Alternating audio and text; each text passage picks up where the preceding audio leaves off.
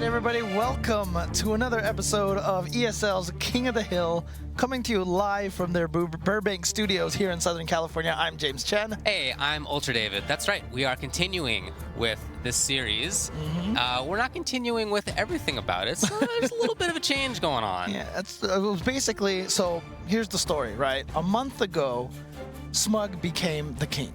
Yes. And he was able to maintain that for 1 week. He was there, yeah. But as of right now, he has not been able to make it back. So he was not here the last couple of weeks. Right. And he's not going to be able to make it back for a while because of school. It's a good reason. Yeah, absolutely. Absolutely. So, so 2 weeks ago, we actually crowned a new king. Right. There was the interim king, Punk. That's right. right. A4 Punk. Just recently, though, at Winter Brawl, those two had a chance to play in the grand finals, Right. no less. And Punk ended up winning, which means congratulations, he's the new ESL King of the Hill champion. Yeah, we're going to count that for That now. counts. We're going to count that for so right now. I think we're just going to slide Smug over to valedictorian of the hill, you know, because he's busy with school right now. But Makes I mean, sense to me. Look, when we get a chance to bring Smug back here and take on the current king, he definitely will have his opportunity to come back and try to reclaim that title. But for now, Punk is our king. Yeah, well, I think that's great. And, you know, Punk is going to have to deal with the same rules, of course, that Smug had to deal with as king. That's right. And that everybody else has to deal with on this show. And of This course, you remember... King of the Coast Invitational, East right. versus West. The king Sort of. it kind of returns to defend his title. Yep, but of course the rules here are pretty standard for tournaments here, although this is a first to 10, but all characters are allowed, and a couple of stages are banned right now. The Skies Beach and training stages are banned, and of course the loser can always change character, but the winner has to stick with the character that they won with. Those are the traditional rules. Now, we talked a little bit about Winter Brawl, the grand finals. Yes. Okay, that was Smug and Punk, but those aren't the only two people at, you know, ESL King of the Hill who did well at Winter Brawl. We also here have GTG Mikeand1ke, who That's got right. third place overall. He made it to winners finals at Winter Brawl and ended up at third place. That's right, and he's going to be going up against FilthieRich. Now, we'll have a chance to talk with him. He's not a player who has recently been in a lot of tournaments, but he is probably one of the strongest Urians in the country right now. I tell you, I think so. I mean, I've played against him and I've played against other Urians, and he's the only one who stomped me in the way that he did.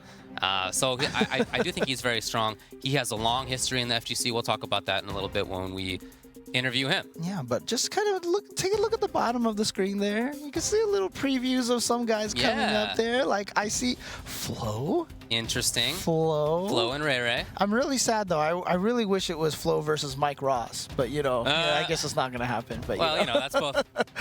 That's both. But, yeah, those are some interesting matchups. Each of those three, I'm really looking forward to. Those are going to be the next few weeks here at ESL King of the Hill, so look forward to those. Yeah, but you know, we mentioned at Winter Brawl, of course, that Punk was able to defeat Smug there. I think he also beat him at the King of New York, which just took place recently, and Punk dominated that one. He was, I think it was like 9-0 in there. I think he was the only in terms of overall record. Yeah, he overall went 9-0. record. There's 10 people round robin, and yeah, Punk was able to win that. So you know, he is definitely looking good right now. Yeah. I gotta tell you.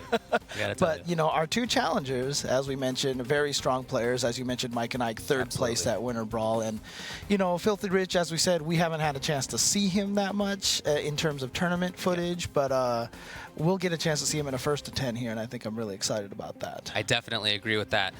So, you know, please follow along with the show. You can check out the Twitter down here at the bottom. There you go. Twitter.com/ESLSF. Give it a follow. You know, you saw the next 3 weeks coming up. Those are some solid ones. You definitely want to make sure that you follow what's going on with those and in the future as well.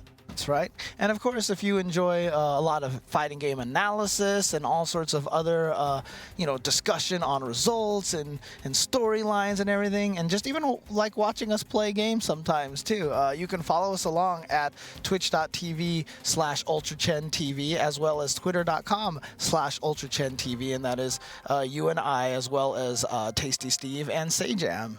That's right. That's where you can find us. Okay, well, we're going to take a quick break. We're going to get a couple of interviews with the players after this.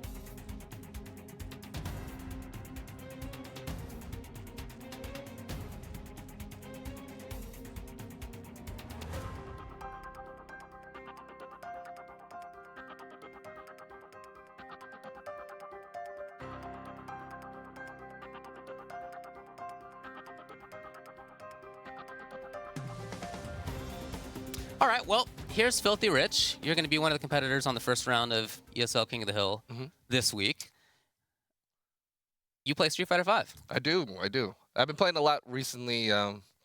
Season 2's definitely been having a lot of content in it that just makes the game a lot of fun for me. But I've been playing since Season 1. I just found that, my character that came in towards the end of Season 1 got a whole lot stronger. You're in. Yes. Yeah. So the reason I phrased it like that is that I think people are probably more familiar with you for your experience in other games. For example, in Tekken, you made EVO top 8 3 times. Yes. You've won major tournaments in North America and in Asia. Yep. But have you been playing Street Fighter and 2D games and all that stuff all along? Or? Yeah, it honestly all started with 2D games. Street Fighter was the thing that started it all, and then just there were so many good fighting games that came out after each other, but just wanted my chance in all of them. Tekken was the one that granted the most success, but Street Fighter has always been there. There's some success as well in the past with like the older games like Alpha 2. That was a game I did pretty good in. CE as well as Hyper. But then it was just one of those things. One game favored over the other. I played more Tekken, but right now Street Fighter seems to have most of my attention. Like, it enables a lot of creativity, a lot of fun in the game. A lot of my friends that I haven't been in contact with, have been playing Street Fighter, so it's been that thing that's kind of been bringing us all together. Okay, so you have been playing a lot. I mean, I haven't seen you at tournaments, but have you been playing a lot casually or with other people? The job is kind of wrecking me when it comes down to the tournaments. I can't make the schedule or meet the times, but I'm playing a lot online. I'm also setting up. One thing that I used to do was just set up a lot of events over at the house. So we'll host LANs and try to gather up most of the people. Luckily, the community in SoCal, they're pretty grouped together, so you can invite people, and in a matter of minutes, you can have yourself a session. Okay. Well, how do you like Urien so far? I mean, how do you feel about him overall? Oh, I mean, on paper, the character is pretty ridiculous. Okay. Ridiculous because from a top player standpoint, he enables a lot that could grant you a lot of wins and a lot of success in the first of 2. But there's also this nice side of him that exists when you're thinking about him from first to 10 standpoint, where playing him, regardless of what type of playstyle that you want, if you want to be flashy or creative or just solid, I think he has the tools to be able to go into those types of game plans.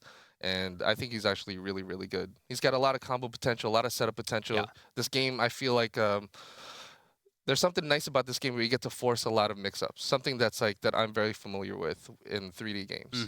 And in a 2D playing field, you're used to players that don't really have that mindset behind them or that experience, and I really like to use that. I like to play with it, and for me, like it keeps the game from being stale, and I think that's one of the reasons why I really like Urien. Well, I really like your Urien. I mean, you and I have played a few times, and did not go well for me, if I recall correctly. Dude, but no, I was very impressed by a lot of the things that you did. Your Urien has just really excellent spacing.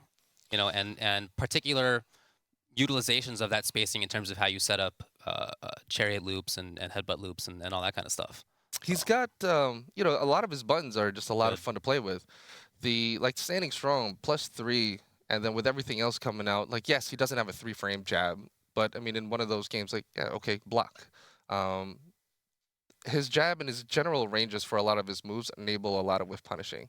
And I think that's one of the strong points in the game that a player can really access and just use to their advantage. Knockdowns grant so much Okazemi and follow-ups afterward, and you just get to smash on a joystick and just have fun at that point. You know, I never thought about him as being the kind of character that a 3D game player would use, but that actually really makes sense. No, that actually really makes sense to me now that I think about it. Yeah. Like the way in that terms of the whiff punishing works, the way in terms of setting up the knockdown into the mix-ups works, I can see that. Absolutely. Yeah. So have you, or are you familiar with Mikeand1ke? Yes. The kid is insanely impressive. I just watched a lot of his matches over at the East Coast, the Big E tournament, Winter Brawl. You know, he's one of the most notable lures that are out there right now. You know, if I were to pick up the player, I'll definitely use like his previous games as reference to try to figure out like what's some cool cheap stuff to do. My takeaway from him is that this guy's a cheap bastard, but he's very solid, right? He'll take the risks at the right time. He's got a really solid mindset. I've seen him play long sets as well as short.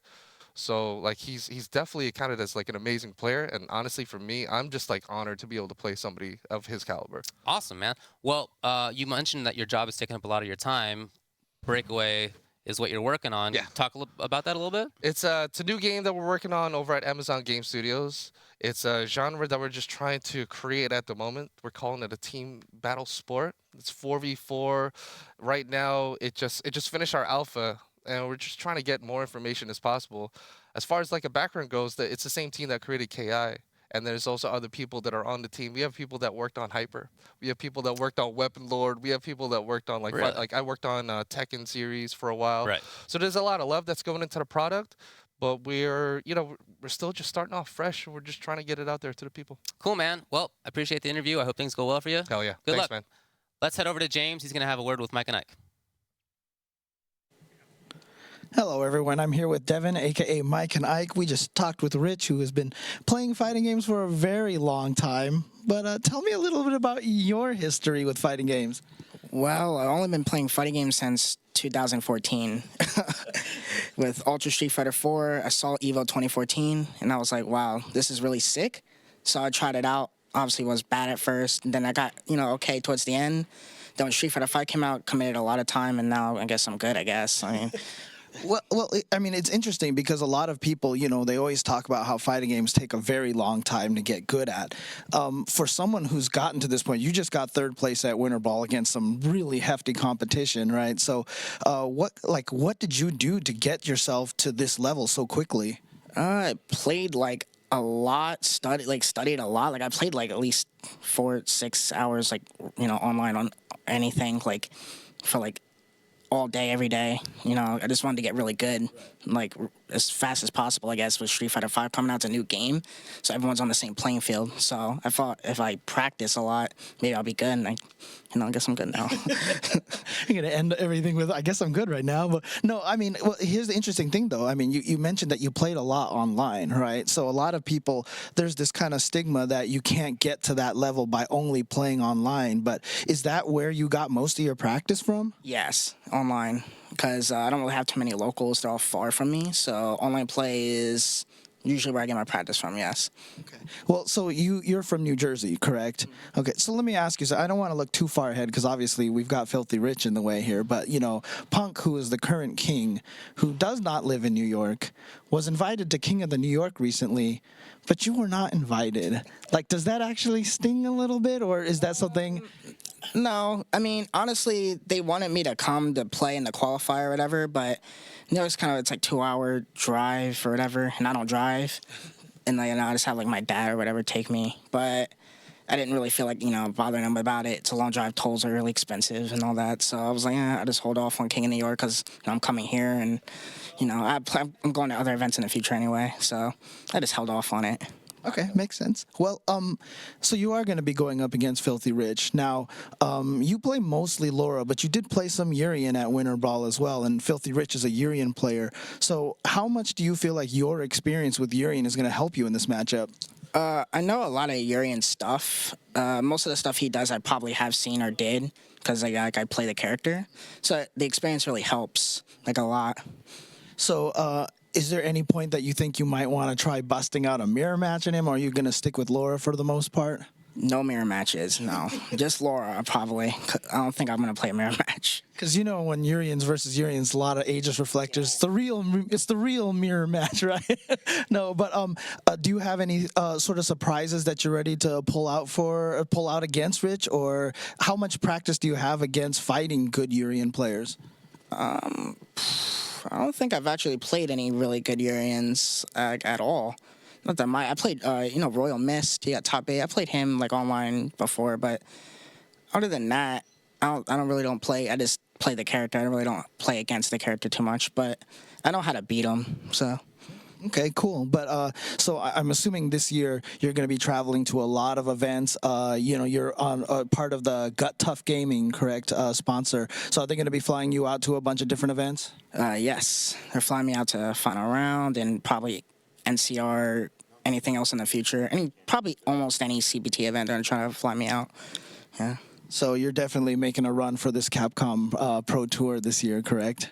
Yes. Yeah. So how do you feel so a lot of people, let's talk about Laura a little bit, right? So a character that started slow in season 1, but I felt like she really found her footing late, and then they buffed her for season 2. Like, where do you think she stands right now in terms of the tiers?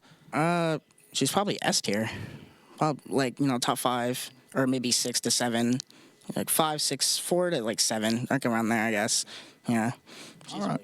Okay, cool. Well, let's find out just how good both of these characters are considered very strong. So let's find out what's going to happen when Urian and Laura butt heads with Devin and Rich coming up right after this break.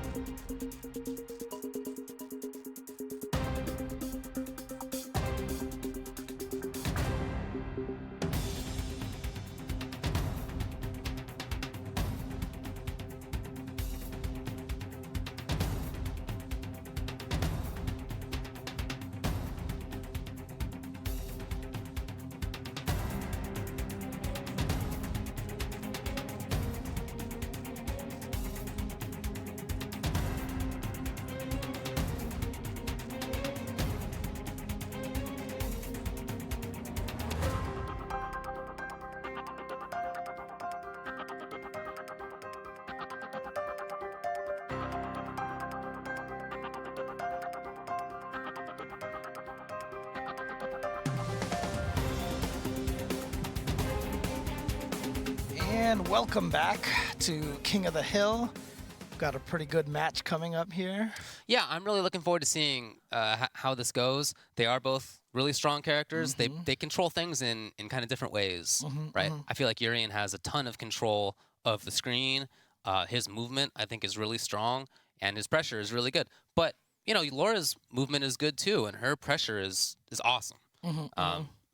Neither one is the best defensively, but that's kind of how Street Fighter V is. Right, exactly. And that's not that big of a liability considering that. So in terms of character matchup, I think it's going to be really interesting. But also in terms of the player matchup, Mikeand1ke did so well, you know, so recently. I know he's strong, but you know, I'm really interested to see how Rich does. I think he's really strong too. And we haven't seen him in a tournament in Street Fighter V in Season 2, so yeah. It's going to be young mentality, young mentality versus veteran mentality. Yeah, definitely, yeah. But, you know, I mean, in terms of character matchups, you know, like when you're talking about, for example, Urian, you know, even with EX, his wake-up can be safe jabbed, you know, right? So, and Laura thrives off of blowing up people on the ground, but as you said, Laura doesn't really have great wake-ups either, so Aegis reflectors and stuff can cause a lot of problems. But there you see right there, you see Devin, a.k.a. Mikeand1ke, on the left, and Mr. FilthieRich on the right. And by the way, I just have to say, I still love that handle. FilthieRich, it's just such a great... It's like, it's perfect. It's like that nice dual meaning kind of, you know... It's good. ...pun thing that I like, so... But yeah, I do not expect a character change. We just heard from Devin that he's not going to be going with any mirror matches at any point in time. Yeah. So no need for that. I mean, his lore is obviously very strong. And for Rich, it's really just Urian.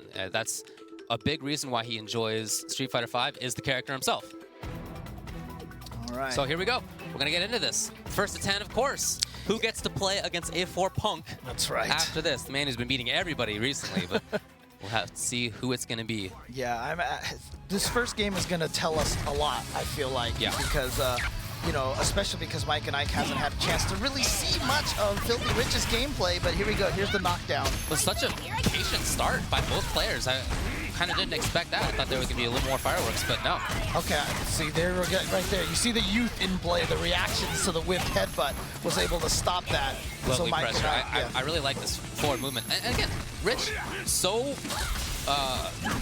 still, you know, he's really not moving around much. Okay, well, here it goes. Look, Rich has the craziest tech, and he has weird combos that a lot of people haven't seen yet, so if he touches you, it can be death really fast. Oh, wow. Yeah, great bait. Yeah, great bait there from Mikeand1ke. I mean, because that's one of those situations, again, at the very end of a round, when you're about to die, people like to go for those wake-ups. Yeah, and especially after the way Rich played that, which was very slow. You know, he didn't move around much. He didn't take big risks until the very end. I think that's probably why he thought it would work, but nice by Mikeand1ke. Yeah, and canceling into the bolt charge, into the... Oh, that was so good. Nice, yeah. Keeping Rich on the ground, big damage follow-up into setup. Ooh, the link! There it is. That's going to be that. Wow, just like that. Okay, well, see, I feel like we did learn a lot right there. So Mikeand1ke definitely has the knockdown pressure all ready to go. And FilthieRich starting off maybe a little tentative, maybe a little slow. And he did say that, you know, Urian is good in those first to 2 environments because he can catch people off guard. But I felt like he was the one that was caught a little off guard in this first game. Yeah, again, just the opening, the patience, the slow play was not really what I was expecting from him. But maybe that's... You know, we talked about him being a veteran player. Maybe that's something that he does in a long set.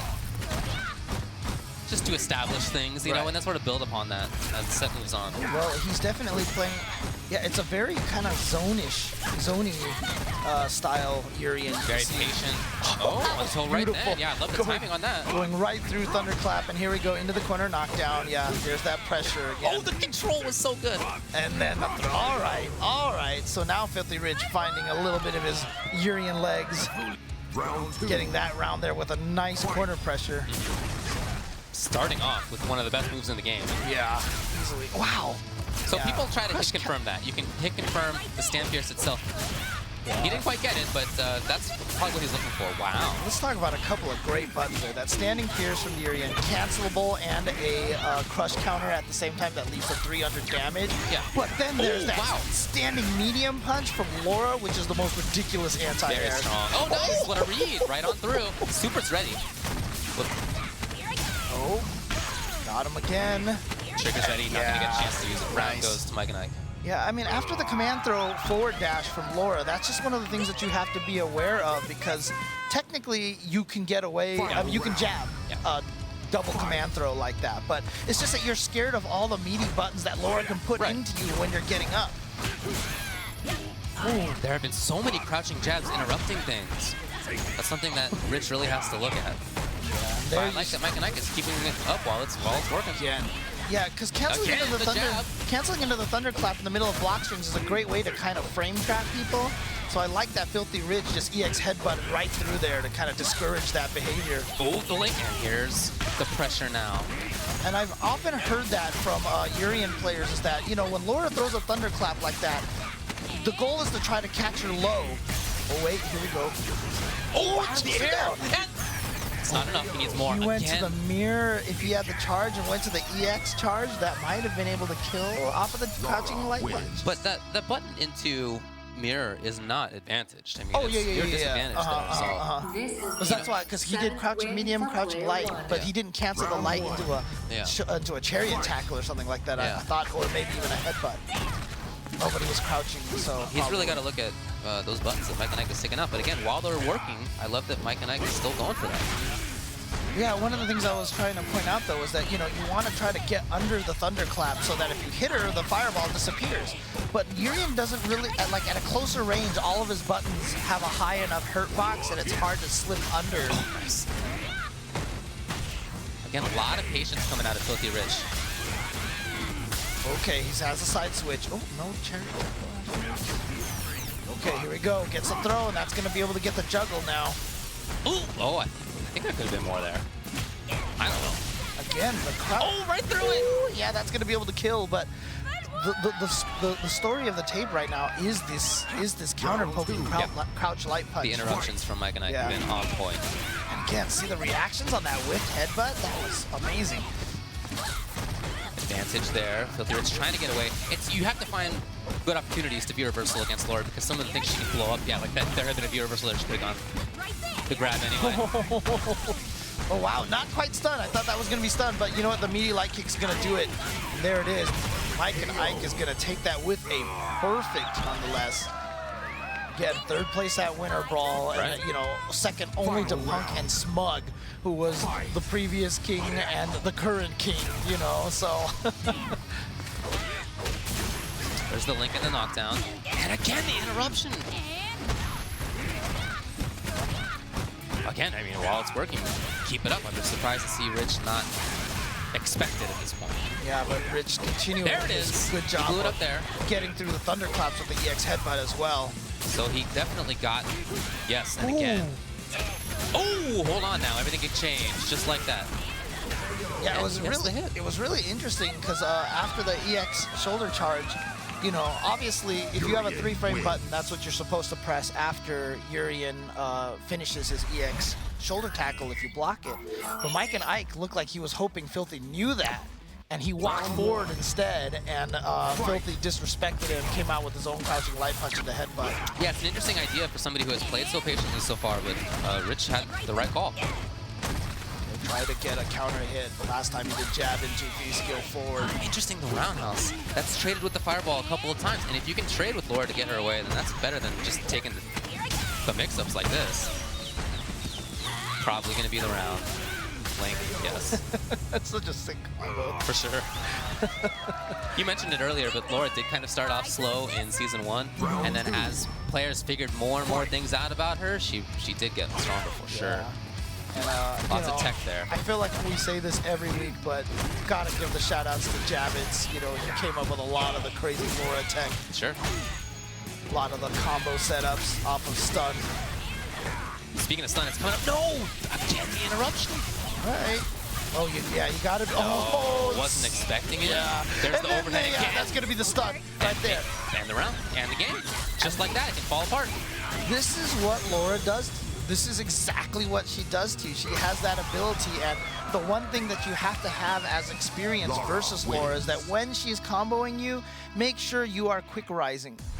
No matter what, because she will drop her combos a lot on purpose to get those setups. That setup that he did with the V-skill to cross up and caught FilthieRich from the other side. They're counting on you to hope that you're going to get juggled, so you're not thinking about quick rising.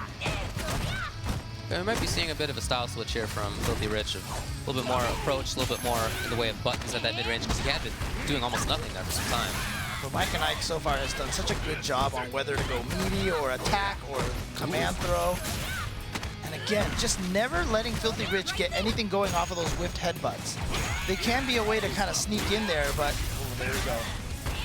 Yes, he just ready. There it is. It's over. And he hit the button from Laura. That was probably the crouching jab interruption. Yeah. And Mikeand1ke is going to lose the round in part because of that.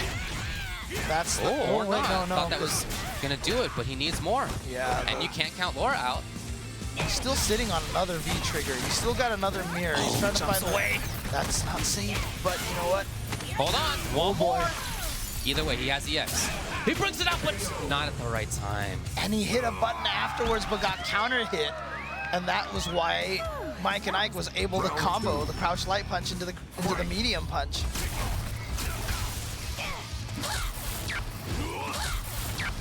You can see Rich trying to figure out where he should be, how to deal with things here.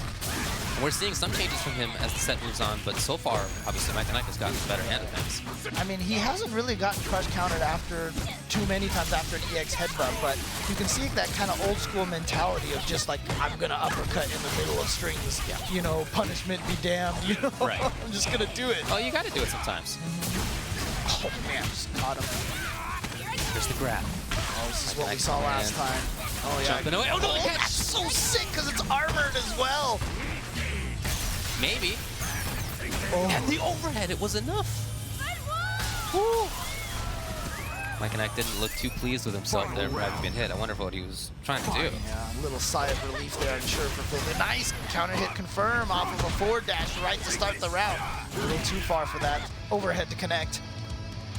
And very patient, but moving in. Yeah, try jumping in. Tried to, yeah.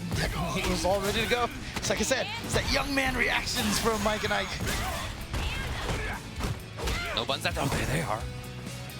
Rich didn't get the confirm. Would have been hard to do. Okay, so FilthieRich has definitely found something here, which is the forward dash into counter hit. He's gotten that a couple of times here this round. Wow, chooses to use the V reversal, so now he doesn't have any mirror setups. Maybe one mix-up left. Oh, that could work. Still got it. Overhead, there it is. I really like that wake-up mirror. That's such a good idea against that fireball pressure.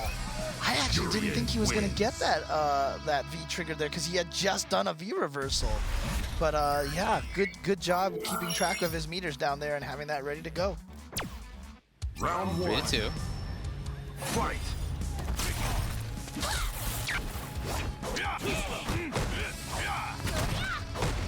Yeah, strong after that. So they're really establishing what to do after blocked elbows and blocked chariot tackles. Trying to get the combo after the headbutt you can link in certain setups. It is something that Rich does. A lot of Urians won't look for that in real matches, but he's always looking for that stuff. Again, waking up buttons very often. Oh, what a jump time. Yeah, what a great read. And here we go, knocked out. Oh, the double tackle in the corner, in the throw. Not even have to worry about stun because it's death. Yeah, right there. Great job to FilthieRich. And once Urian gets his opponent into the corner, his mix-ups are super strong. He's not a command grab character or anything, but even without Aegis, he just has frame advantage that's strong enough that he can really get good things out of it. And nice use of armor to get through that fireball. And here comes Mikeand1ke. Oh, no counter hit on that standing medium punch. There you go. Again, you really have to find the right times for V-reversal against Laura. Yeah, I mean, so far, FilthieRich's use of that EX headbutt is just so much more often than I think Mikeand1ke is ready for. He's probably thinking to himself, no, he wouldn't possibly do it again. Right. But sure enough, there it is. All right. Oh, trying to bait it out that time. He has advantage, and Mikeand1ke respects it. Oh, here we go. No. Oh, just a little too far. I've never seen that happen. Yeah, I didn't know that was possible. Oh, yeah. Right through. And if there had been wake up V-trigger, I'm pretty sure that EX command grab would have gone through. Yeah, pretty sure. It's projectile It's invincible. projectile invincible, yeah. In Season 2, they made it that way, so definitely would have went through Wake Up Aegis. Again, dash up, counter hit, but Rich misses his combo. Still has a chance here. He can take this round. He's going to tie it up 3-3. What an option. FilthieRich now pressuring. Oh, but medium kick starts the party. Will it be the overhead? No. No quick. What? He just woke up charge chop. I'm trying to think what that was. He didn't have V-meter. You know what that is? That's called veteran reads right there. It worked That's just out, like, so what are you going to do? I'm just going to do it. Oh, it's the cross-up. Great block. Great like block. said, he has played the character. He knows the options, but still, FilthieRich coming back in for the hit.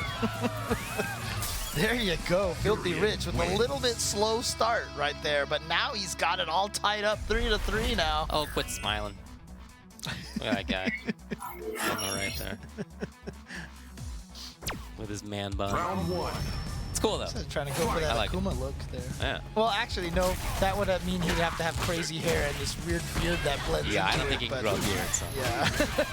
Yeah, there it There was you right go. there. A link after the headbutt. Yep. Yeah. Oh, like a challenge on the Mike had neutral it. jump. Yes, Mikeand1ke now pressuring really well. Oh, God, Love this butt. medium Right on punch. through. You're right, that's caught off guard. Mikeand1ke off guard a lot. You know, FilthieRich's timings on it have been really good. That's Yeah. Oh my God. Now, will there be a button? There was a button, but not enough. Oh, he just Oh, tried to go hold for the on. overhead. And could he lose this whole round because of he that could overhead? definitely lose. Yeah. Definitely. Grab. Oh, yeah, right through there. But But the it's shield still is- there. Oh, I Still love there. jumping No, in. Oh what? my God, he hit the button at the wrong. And the stand medium punch didn't work. Thanks be to jump roundhouse. Ooh, wow, so FilthieRich now one round away from taking a lead over Mikeand1ke. Starting 0-2 if I'm not mistaken. You are correct about that. There's the grab. All right, this is where Mikeand1ke was able to shine. Oh, but he went for a regular headbutt. Oh, he didn't have the meter for the EX. No, it's grab invulnerable, and it's safe on block. Right, and that was the tough thing is that Mike actually looked like he was trying to bait out an EX. Didn't realize he didn't have the meter. Oh, here we go. Worked Finally gets the crush counter combo into the stun, but oh, never mind. No, He's it was just a standing dead. reset, yeah. He's just dead. Right. Oh yeah, at the end there, yeah. That stun bar doesn't matter at the end. That amazing win quote. Ding ding. Mm-hmm. Well designed. Yeah. So throwing fireball's not that great a call. You can see Mikeand1ke has blown it up more than a few times. So FilthieRich doesn't go back to that. Look at these button timings. Taking up a lot of spaces that FilthieRich would really like to press a button at. What? I can't believe he's still in that kind of situation. Here's grab. Yeah, I feel like Again. it's the mixer now, sets up a fireball. Yeah, just gonna reflect bouncer it. back. And now starting things off is FilthieRich. Will there be buttons from Mikeand1ke? Not yet. Not yet. There it is. Oh yeah, there it was, just to stop that overhead.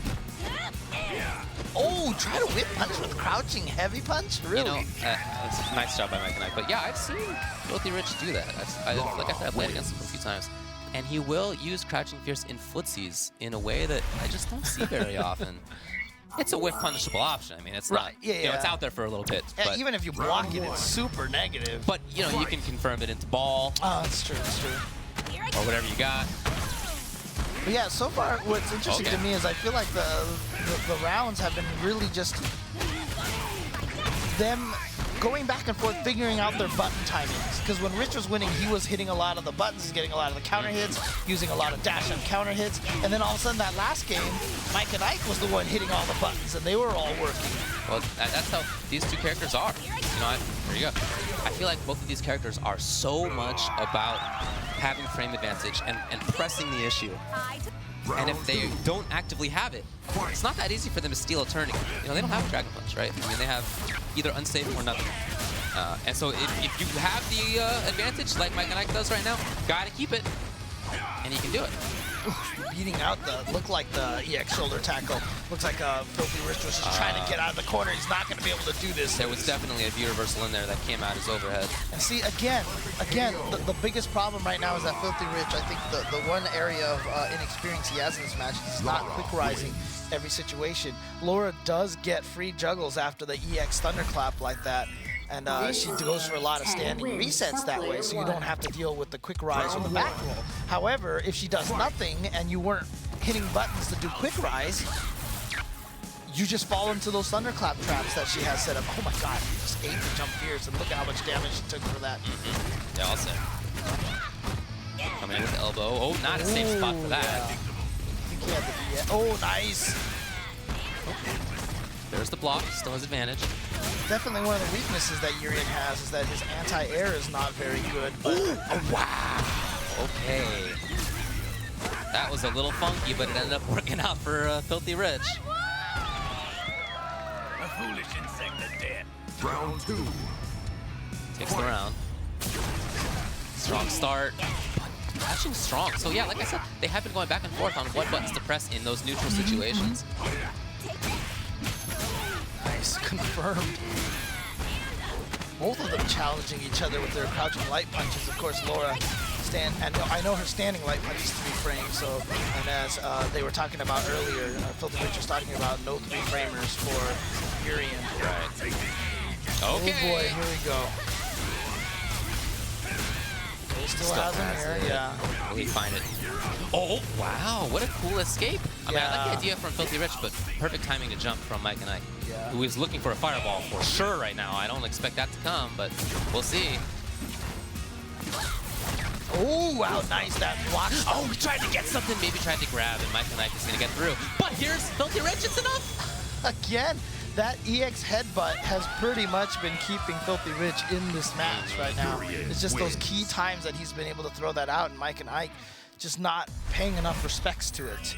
Man, look at Mikeand1ke trying to mash through the next game he's seen down there. He's like, let me just get this. Let's go. Let's go. Crazy EX headbutter. Don't you know how punishable that is? Why would you throw that out? That's not safe at all. Because it's punishable. That's Yeah, why. exactly.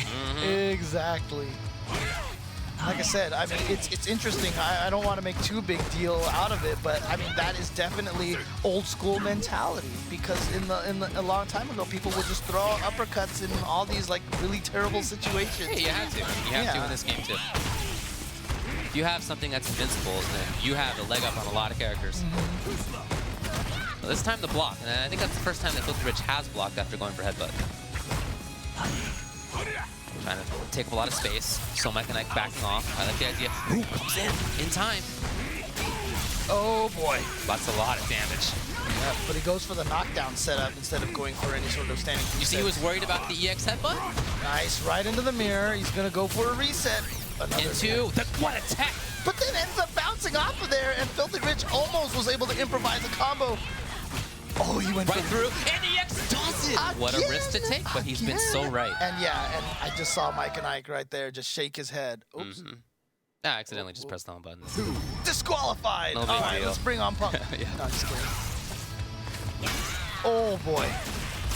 I think he was in the range to get that extra headbutt, but it can be a little bit tricky. Go for what's safe. It's only 30 extra damage. Trying to get some whip punishes with that standing strong from Urian. I really feel like that's one of the better buttons in the game too. Stand strong, Urian whip punish, stand so strong? many things. Yeah. Oh yeah. Huge hitbox yeah. on it, cancelable of course, plus on block. Now Just trying really to eventually. fast. Oh, Wow, what a perfect timing. And again, Into none what? of this quick rise. Oh, Overhead. but stayed in the front. the damage and the stun are crazy. Look at that red and orange. Why not? David. And yeah, dude. Oh, he looked right at him. Yeah, and Mikeand1ke just Like, what are you face palm. doing? That was the face palm, and David, wow, like I just. That's the tie ball game now. It's 5-5. Yeah, and if you're Mikeand1ke, you do have to settle down a little bit. You can't let that throw you off your game. It does feel bad if you're doing all these sick things and playing great neutral and interrupting well, and you just can't get the rhythm of your opponent's wake up invincible options. I don't know. Sometimes that happens. You know, you can't let it get you off of your game. You got to play your game still. I love it. I love it from FilthieRich. I love it. He's just throwing all caution to the wind, Yes. and it is blustering Mikeand1ke so sure. much. I mean, you know, we saw it right there. Mikeand1ke was trying his best to recover from that, but the gameplay here. Hold on. Here we go. The consequences for guessing wrong are so strong. See, the key right now is Mikeand1ke crush countered it once, right? Just now. Yeah, so But- Rich is definitely going to do it more. Exactly, As a result. exactly, and that's what you have to understand, that he is not discouraged at all. Oh man, these buttons and the timing right now, and again, like you said, that's stand medium punch from Urian, such a nice button. Okay, looking for grab, but Mikeand1ke had the right call. Oh, resets and into the stun. So what's this nice combo that he's got? Yep, double towards heavy. Wow. All the way into the corner, the command grab. Needs more though. And there it is. And I like that. Like I said, that's not safe option. Dashing after that, you can jab through, right? But he's disrespecting, kind of, you know, counter disrespecting. Yeah, So- well, Laura can come in with the elbow, which is kind of a little bit graphically similar to the dash. Obviously, it's not exactly the same. You can tell the difference. But if you are in a hurried moment, then it can be tricky. So that's kind of the mix-up there. Regular headbutt again. Man, Just waiting. I'm just counting the seconds until the next EX headbutt. It's I'm coming. So hyped for this next EX Or else headbutt. it's not coming for the rest of the set. Yeah, it's one of those two things. Ooh, could have gotten more there for sure. Well, yeah, he tried to make it safe by trying to catch him by surprise with that headbutt. Not going to work. And a backdash, you see? Right there. No buttons for Mikeand1ke. He was expecting it. Yeah, He you're was right. expecting it. Super and trigger now. Oh. Dash up and grab. And Love both it. of those rounds. Love set. it. Yeah, Love it. why not? Why not? We're getting wild here, folks. Yeah, now the EX headbutt mind game has happening, because imagine if FilthieRich had done a wake up EX headbutt right there. Yeah. Oh man. Yeah, yeah. Oh man. So, I mean, maybe it might be that Mikeand1ke starting to get a handle on that rhythm. That might be coming. It's currently 6-5 in favor of Mikeand1ke.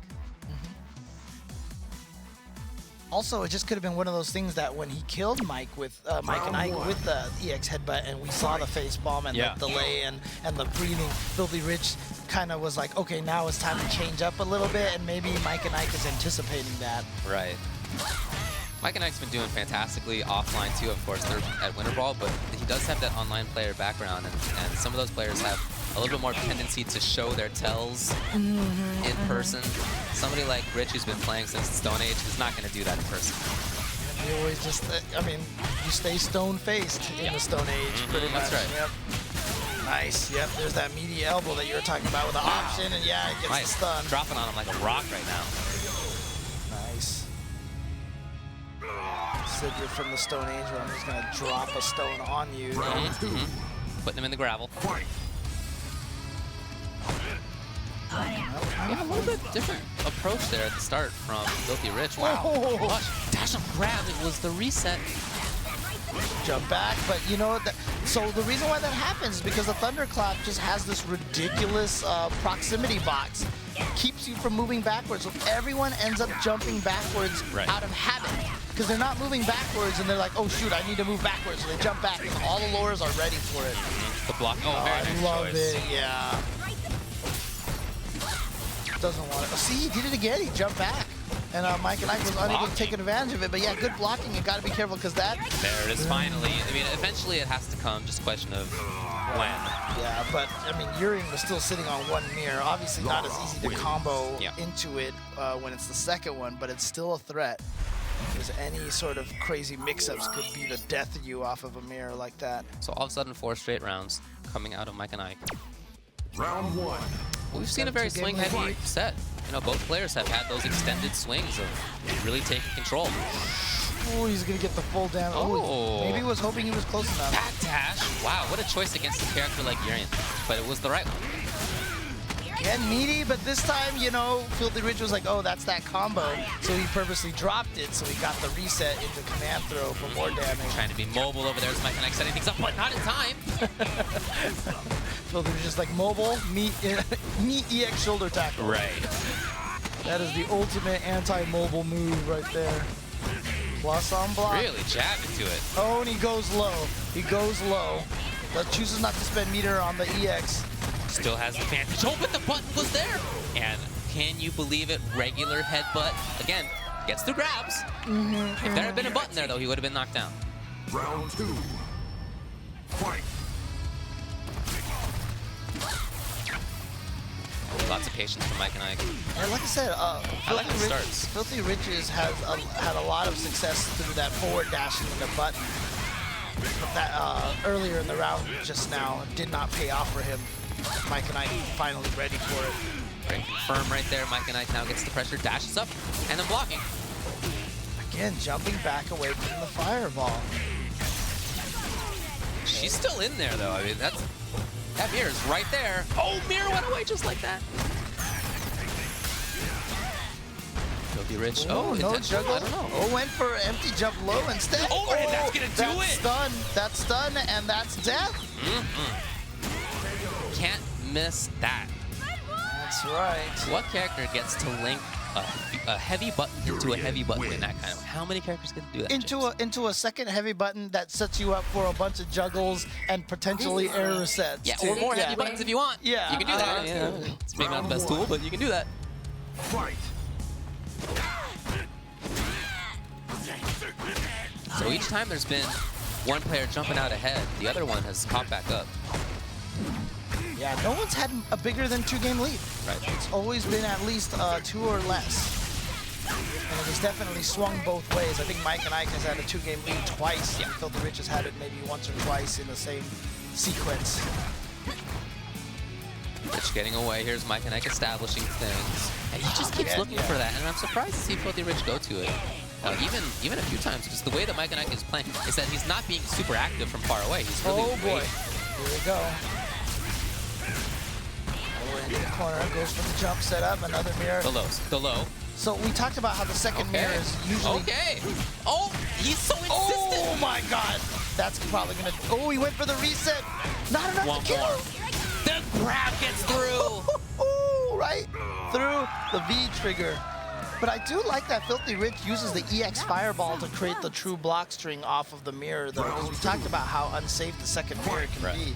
But FilthieRich spending the bar to make sure that he can get a free mix-up off of those mirrors. Yeah, I mean about this patience from Mikeand1ke in the neutral game. When they're far away like that, he tends to just wait. And he looks for something to react to, and FilthieRich gives it to him probably more often than he should be. Setup is going where? Okay, I like that. Wow, he got away. Just chased down, just chased.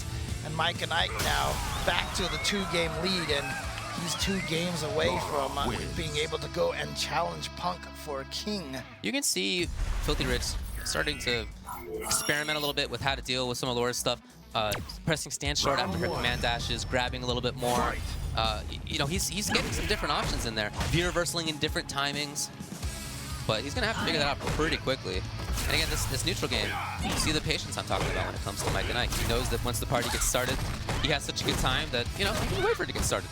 No need to press the issue.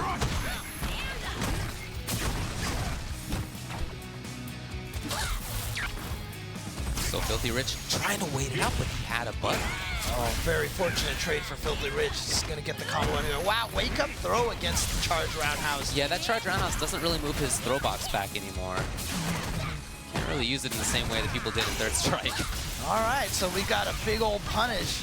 That was so dirty. And a crush, and that's going to be the round. Wow, just like that. I mean, look, that's what you're going to expect to see from Laura. You know, we've said it a million times already that that's something that's what she does. She hits you once and then you lose all the side. Nice, staying in the same side. Looked like trying to bait out an EX headbutt again, but no EX headbutt that time. Yeah, try to see, that's the problem right there. Urian trying to sweep under Thunderclap, but Hurtbox is a little too high up. Can't quite get under there unless he's far away enough for like a crouch heavy kick.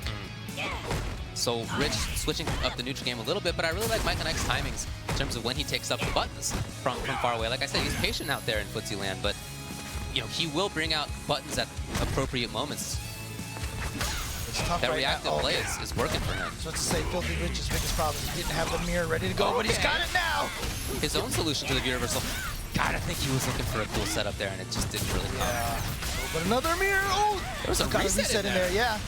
So he's maybe a mix-up or two away. It's not going to come. But the wake-up standing light punch, that is a 3-frame light punch there, and that got the counter hit.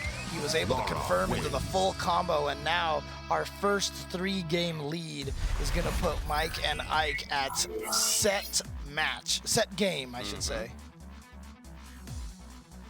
So both characters have those options to beat V-reversals, you know, with grabs, but if you V-reversal with a smart timing against both of them, they both, you know, there are moments where you can guaranteed knock them down. If she comes at you with an elbow, then you can V-reversal there, right? If he comes at you with a shoulder tackle or something like that, then you have a tool.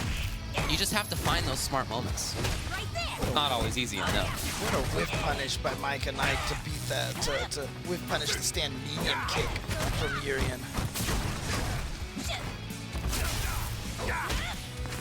Oh, dashes in. After so much patience in the neutral, I really like that he did that. Oh boy, yeah, stayed from the front. It always looks like she can make it behind you, but oh my god. Oh no! Oh, he drops the combo, but you know what? The crouching heavy. That's probably that. Yes. Match point now. GTG, Mikeand1ke. Okay, 1 round away from a rematch against Punk from Winter Brawl. There's that patience. FilthieRich, you mentioned earlier that dash-in button was working as Urian, but In the last half Yeah. of the set, it really has not. Just has not. It's something that Mikeand1ke has been looking for Yeah, now. right. So I haven't seen as many dash up into counter hit, but yeah. Well, you know, that EX is a way to shut down fireballs coming out of Urian. So he's been able to take control of the neutral as a result. This is where he's made a lot of his hay, though, is in that pressure, but Urian finding it, FilthieRich finding it. Nothing again. Crouching strong at perfect timing. Overhead the block, Block, yeah. neutral. I mean, that's one of those. Into one, this might be it either way. Catches with the EX into a regular throw. But he doesn't have it. Oh! And the link. FilthieRich is trying to stay One alive. more hit will be a stun, but great blocks from Mikeand1ke said, you know what? Oh, that's there it gonna do it. is. That's gonna do it right there. Gut Tough Gaming, Mikeand1ke ends up taking it Wins. over FilthieRich. Nice work to him. Seals the deal. Great job to Gut Tough Gaming's Mikeand1ke. Gonna take it with a final score of 10-6. Right, and those last 3 games were all his. Like we said, it was a back and forth throughout most of it. Mikeand1ke jumped out to a 2-game lead. Had 3-1 at one point, but then it was a tie, 3-3. At one point it was 5-4, 6-5. You know, it was really getting around there. And yet, once it was 6-8, there was no looking back. GTG, Mikeand1ke ended up taking it. And I'm really looking forward to seeing what he has to say about this. Let's go to James now for word from Mikeand1ke. Hey, what's up, Devin? So I'm here. You just won 10-6. It looked like at first you got off to a slight lead, and then all of a sudden it felt like Rich was getting into your head a little bit with those EX headbutts.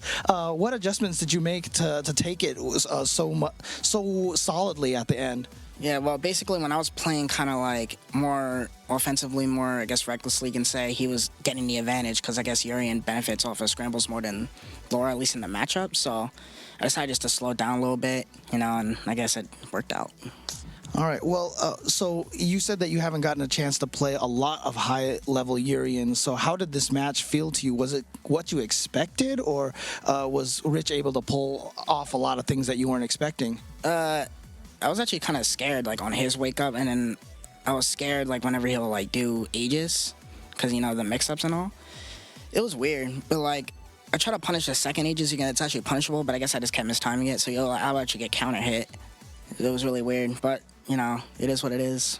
You know, one of my favorite parts about, you know, this show is that a lot of times after, you know, like during the breaks, the players are talking to each other and like, oh, I took advantage of this, or you should have did this, you know, kind of things. And I always like to have people be able to hear that kind of thing. So like, you know, if you were talking to Rich right now, like what kind of things would you advise him about that match? I mean, it's hard to do, but he just, I guess, react to the V-skills more. That was like V-skilling him on block, and at best it's -2, so he can check me or punish me. If I do a button like stand medium kick, it's punishable. Stand fierce is punishable. Elbow and hit, when I do stand fierce, that's not real, but it does catch backdashes. But if he just kind of just pushed a button, he would actually hit me. So that's another thing. If I was doing that a lot, so he would actually hit me a lot if I, you know, if he just pushed a button, but it's still scary. All right, well, let's look ahead a little bit. You're going to get a chance to play Punk now. You guys played each other at Winter Brawl just recently, right? So what was the result of that match? He beat me like pretty bad, but, you know, it's whatever. I'm just going to try my best, I guess, you know, and I just hope for the best. Well, a lot of times, a lot of players like to go back and watch their matches again, you know, to see if they could figure anything out. Did you actually have the chance to go back and watch those matches that you had with him? I watch it a little bit, but, like, usually, like, I know what I did wrong, like, whenever I lose. Like, I just wasn't, like, I don't know, I was just letting him get in my head, you know, I wasn't confident. So, basically, I don't know, maybe if I just kind of just concentrate more, I might do better, hopefully. Now, both of you are online players. Have you guys had long online sets at all or anything like that? Or how often have you guys actually played each other? We don't play each other a lot, like, at all. Well, you guys are going to get a chance. You're going to be playing a 1st to 10 right now, so that's going to be pretty exciting. But before we do that, let's go ahead and send it back over to David so he can talk with Rich for a little. Oh, actually, we're going to take a quick break. And when we come back, we're going to have David talking to FilthieRich. So stick around.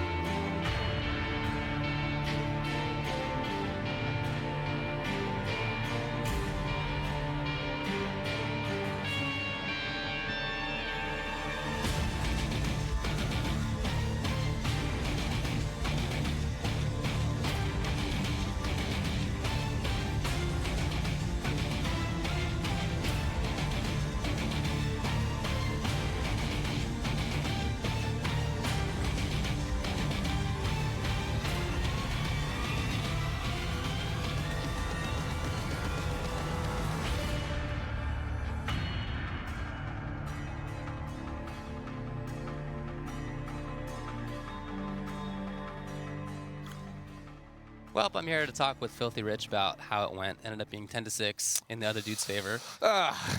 You know what? Would have been better if it was the other way around. But the guy played extremely well. Yeah, I mean, definitely. It was a he jumped out to 2-game lead, but then after that, you guys had a real back and forth until just the last final 3 games. It just kind of ran away with it towards the end. But what do you feel changed over that period of time after all these back and forths, and then finally a few in a row for him? There was his ability to change the pace, like within round versus within set. That was actually really tough to deal with. But also, I feel like as the rounds evolved, like his spacing in general, he was able to move just out of mind and was whiff punishing just like so well. And to a point where like it was getting in my head where I actually prohibited myself from pressing buttons. And I started losing focus on like what was actually getting me damage and focusing more on like how can I better the spacing that he's putting me in. And at that point, like I'm no longer thinking about damage, and he just took that lead and rolled with that momentum so well. Yeah, talk to me about that neutral game, because that was interesting to watch. It seemed like he, with the EX shoulder, kind of shut down fireballs, right? So that didn't seem like it was much of an option for you. But then in terms of how you dealt with that as a result, it seemed like you weren't really sure sort of where to stand, where to move some of the time. Absolutely. There was what he did a great job with was his wake up options after. I mean, as simple as it could be a rollback, but it just happens in an instant. And I was getting kind of lost in the mix in terms of like my own rushdown. So like I was putting beats into like how I was going in, and I was almost like second guessing what I needed to do at that point. Okay. I think like even when I was able to go in, I followed up. I was able to build meter, just get positioning. He did a really good job just holding his ground. But there was like some really well executed jumps that he was able just to move me on out. He got a couple of back throws. Throws was one thing that was killing a lot of me because I was doing like a jump back OS, but his meaty timing on, I would say like on almost every attempt was hitting me, and his decision making was, and at that point I was just like, I have to try to just play D at this point. Once I started to turn on like block mode, I'm getting command grabbed to hell. And yeah, in general, like his thought process for the actual match was really good. I started to feel like momentum was riding on his side as soon as he got like those wins. Once we started to even it up at the mid part of the match. But overall, like honestly, I'm really thankful that I got to play him. Like it's a good learning experience for me. I get to play somebody of this caliber right now. I wanted to do better. Yeah. The other thing too is like I'm disappointed in myself for not being able to punish a lot of the stuff. Like for instance, the false strings, right? Just I played anywhere from like 4 to 5 different lures, and just their options on when they wanted to do dash after a normal or V skill was completely different. And every time he did it, it just took me by surprise, and I got wrecked. Yeah, no, right. That's something I wanted to talk about. Is it seemed like you were sort of figuring out how to deal with that as things went along, at least against his timing of it. I noticed that there started to be some stand shorts coming out a couple of times after that, grab a couple of times, but in general, he mixed up that timing really well. Yeah. Is there anything that you would change now after having played against him? I mean, something you would do differently? A lot, right? I mean, I would try to. Well, I would try to win. In particular, I try to win first. I think it's just match familiarity. There's so much I could have done beforehand in terms of training to be able to play more lures, just get more familiar with it. I think the other advantage too is like being able to spend time with the character and play more with her. I respect the fact that she's top tier, but so is Urian. But I think I just let that thing slip me where I was very dependent on my own play style, hoping that I can dominate, not realizing that at any point in time, a character like her can swing the match in her favor, and then she gets to press buttons and go ham. I probably would just spend more time playing against Laura's, getting the experience, knowing every single option that she would have. Like, for instance, like I fell into the loop of not knowing or not being able to anticipate when she wanted to V-skill. Right. If I can eliminate from my game plan, I can shorten her actual moveset and be able to play. But yeah, a lot. There's a lot of things that I want to improve on. I want to continue to play this game. Yeah. And today was actually pretty inspiring to want to continue to do that. Cool, man. I hope to see you out. Hell yeah. Awesome, man. Well, congrats. I'm sorry it didn't go that well, but you did play really well. No worries, man. It was awesome being here. So let's go now over to James. He's going to have an interview with the King, who's going to be playing against Mike and Ike in just a bit. All right, I'm here with Punk, who is the official king of the hill currently right now. You're going to be going up against Mike and Ike. How do you feel about that match? I feel pretty confident. I mean, you did just play him recently, right, at Winter Ball. So what can you take from that match right now? Or are you just going to try to do exactly the same thing that you did there? Pretty much the same, yeah. Nothing really to change. Well, the interesting thing so far is that, you know, you're obviously known for one character, but you've been playing a lot of Nash recently. So you played Nash a lot against Flash here. You tried Nash against SD Pinoy. What is the reason why you're playing so much Nash? Bonchan. Yeah, you've told me that you like Bonchan. What is it about Bonchan that you're such a huge fan of? His play is just so clean since it's a god in 4. Translating to Nash now, he just plays so clean. He confirms clean. It's just the way he plays. I just love it. So you have to support his character basically, huh? Yeah. Well, if Bonchan were watching this, like, is there anything that you'd want to say to him? Like, what would you like to say to him if you ever had a chance to meet him? Well, I've actually did meet Bonchan. Oh, cool. Yeah, I actually got to play him. So he beat me bad, which I expect from Bonchan. He is the best. But I don't know. Since I don't know what I would have to say to him, I just want him to know that I admire him. Well, you know, speaking of the best, you said Bonchan's the best. A lot of people have been talking about you now in terms of being one of the best in the United States. How does that make you feel? Because when a lot of people talk about best U.S. players, people obviously mention NuckleDu, but recently you've been tearing it up. You went 9-0 at the King of New York. You won Winter Brawl. You won NEC. So how does it make you feel that people are bringing your name up as one of the best in the United States right now? It feels pretty good. Just, being in that, circle of being called the best in any region, actually, is really good. That shows, how your progress. And it's actually very humbling that people, say that. Now, do you feel like that puts any pressure on you to perform at, some of the bigger events like CEO, like Combo Breaker, like Evo, or, is it just something that just keeps you fueled, driving you to keep performing well this year? I don't really think about it much because it doesn't matter if I'm the best or the worst. I just play, and if I win, I win. I lose. Well, I don't know if you want to reveal anything right now, but considering that we have seen Nash most of the time here, would you be willing to let us know who you're gonna pick against Mike and Ike? I think about playing some Cammy today.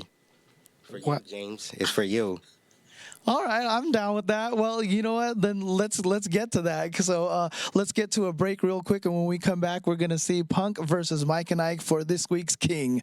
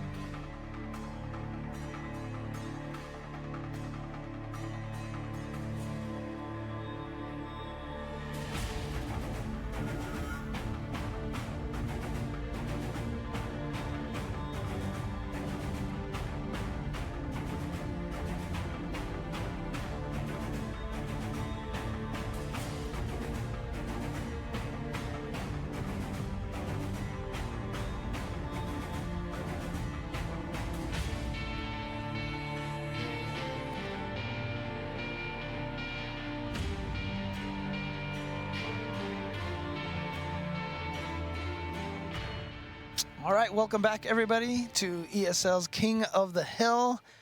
We are going to be playing the official King match coming right up. Of course, I'm James Chen. I'm Ultra David.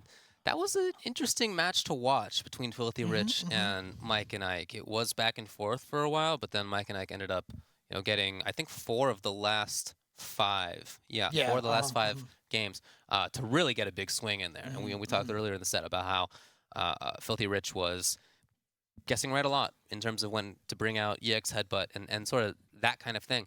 But as the set went on, that became less of an issue. And I thought that his take on it was interesting, where he said that even when he got EX Headbutts like that, the end result of it was not a big swing. Right. It wasn't like that meant that he didn't have to play against lore anymore. It wasn't like that won. And so that was, sort of interesting perspective on it, that even if you're guessing right in some situations, that's not a matchup winner. Right. You have to have more than the simple sort of 50-50 guess in that kind of situation. And you can really see that in the sense that he wasn't controlling the neutral quite as well. His pressure wasn't working out quite as well. And to hear him talk, all those things were related. Yeah, right? So while he's thinking about the neutral, he's not thinking about ways to set up damage. Right. While he's thinking about the damage, he's sort of missing the neutral, and sort of putting all that together at the same time is not easy. Yeah, and I don't, like I said, I don't want to make too big a deal out of it, but I do feel like that's really a reflection on the different kind of playstyles from the generations that they're from, because Mikeand1ke obviously is from the very scientific generation where everybody knows everything down to the frames, and it's like, here's the setup and everything like that. But I felt like FilthieRich was playing it much more from an emotional standpoint, like this feels right to do at this point in time. And so he didn't quite have all the, like he was talking about, the stuff that he wanted to learn about the matchup. Right. Was a lot of the science-y kind of things. You know, I think he kind of approached the match from that very, standard, this feels like the right thing. I'm guessing this is what he wants to do, that very emotional standpoint, And I just thought it was a really interesting clash of styles that way. I just thought that was really interesting. Well, I really like Mikeand1ke's neutral game. It was not active. I mean, it wasn't like he was jumping in willy-nilly, dashing in willy-nilly. He waited and was very reactive, and he had EX shoulders through fireballs, and also through V-skill setups, in a way that really shut that down for Rich. And so Rich had to, as a result, play footsies differently. But as the set went on, you could really see Mikeand1ke start to get a sort of handle on when Rich was going to dash in and get things set up. And, that was really interesting to see. Yeah, I mean, the one thing that I really just do hope is that, FilthieRich said, kind of fed him a little bit. He kind of felt that drive, like I hope he does it, because like Mikeand1ke, whether he won or lost, we're going to see him all year long. He's going to be at all these events. And, I know FilthieRich is busy working on his own games, but, like it would be great to see him at some events, like in SoCal here, like West Coast Warzone coming up and stuff like that. So, but... Well, Mikeand1ke himself, I thought, played extremely well. Yeah, of course. Yeah. But now he's going to be up against Punk, who beat him at Winter Brawl with Nikali, and I don't think it's going to be Nikali.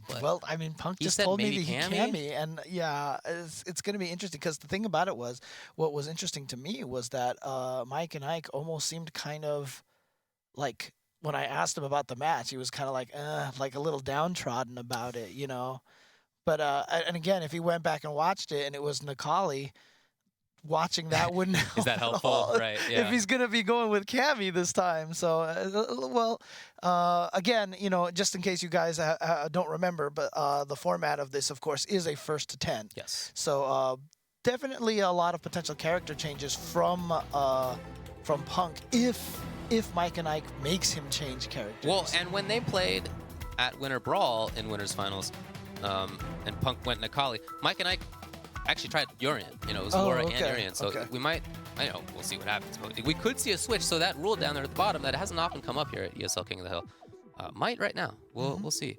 Yeah, but again, all characters are allowed, of course. Those 3 specific stages are banned, and as we said, loser has the option to change. And the funny thing was that Punk said that SD Benoit made him change away from Nash, Yeah. and Flash was unable to make him change away. Right.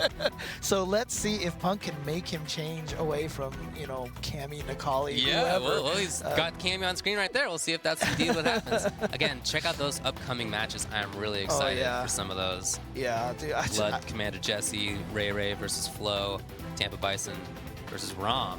Rom looks so confused about this whole thing too. Yeah. He's like, who is this guy? Yeah, but I'm definitely excited about a lot of those matches, but I'm also excited. I mean, look, Punk said he wants to play Cammy for me. Yeah. For me. So, you know what? I'm definitely eager to see that. But as we mentioned, so many great matches coming up. And if you want to keep track of all that stuff when it's starting and any other sort of information about King of the Hill, especially for here, Street Fighter V, make sure you follow twitter.com/ESLSF to keep up to date on all the information about King of the Hill Street Fighter V. And you can keep up to date on the FGC in general by checking out our stream. That's at twitch.tv/UltraChenTV. We'll go live tonight at 8 p.m. Pacific time to talk about all the various happenings. That's right. Tournament results and news and game issues, drama and whatever. That's where we talk all about that stuff. Check it out if you can. Maybe later tonight, if she's out, we could mess with some Colleen on stream. Ooh, that is a good idea. That's right. That's right. It'd be interesting to do. It'd be interesting to do. But yeah, no, we're gonna be going to the match, and it is going to be, as we mentioned, Mikeand1ke, who's going to be on the first player side, and Punk on the second player side. You can see them right there. And I mean, just look at the difference in demeanor right now. Like Huge body Mikeand1ke language looks like difference. is like, all right, let's go. And Punk is just like, yep, Ready, another whatever. day. Yeah, another day in the park. Yeah, whatever. The thumbs up. I hope he doesn't sit. Oh, he is sitting up. Well, okay, fine. Gotta do what you gotta do. Looking as intense as he ever does. Yep. Right there. That's maximum Punk It looks like intensity he face. just woke up out of bed That's it. right now. Yeah, it He's is. just Look at like, it. Oh, maybe maybe we're at an 11 right now. All right, here we go. It is indeed gonna be Cammy versus Laura. Okay. How do you feel about the match? Have you played this much? I played it a little bit. It's it's the standard kind of thing. I think Cammy really blows up Laura in the neutral and has a lot of good power once she gets knocked down. But of course, unless she has the meter for the EX uppercut, and because of her low health, Laura could really blow her up in revenge. Mikeand1ke was so close to the stun, and then I guess he expected a Dragon Punch, and he backed off just as the orange was almost at the limit. Yeah, and he did a wake-up throw and was able to get it. But, you know, the biggest downside of this match for Cammy, and to be honest with you, it's almost kind of silly to say that because this is the biggest downside she has, just period. It's the only weakness she has is the 900 health and the 900 stun. Right. That's it. So Laura can take advantage of that because we saw how much she was able to stun Urian, who has high stun and high light. Sure. So she could definitely put a lot of hurt on Cammy, but like I said, Cammy's the neutral is so scary. Now, the curious part here I'm wondering is, does Punk have a lot of the matchup knowledge experience? Like, whenever she throws out the Thunderclap, you want to crouch roundhouse to get under there, because crouching medium kick can't make it under. Yeah, I wouldn't be surprised. Each time we've seen him play a different character, he seems like he's fully up to date on all the things the character does. Surprise the X uppercut there. It finally came out. That's what Mikeand1ke was worried about last round, but this round, Punk gets it. And you know, Punk went for the V-trigger dive kick into throw, and he delayed it just enough again that I think Mikeand1ke thought he was going to go for a throw a second time, but got frame trapped into the crouching medium punch instead. We're seeing really strong hit confirms out of Punk. We're seeing really good neutral game. I love his spacing. It's just outside of floor buttons. But here's Mikeand1ke now trying to press. No follow-up. He had that against FilthieRich, not here against Cammy. Okay, like the challenge there. Remember that EX dive kick, much more negative. But look at all the white light. This is where Cammy shines. Oh yeah. Is the amount of white light that she builds up on you is ridiculous. Right. Laura's damage output is fantastic. Cammy's is pretty good, but I feel like Cammy's white light output is one of the best.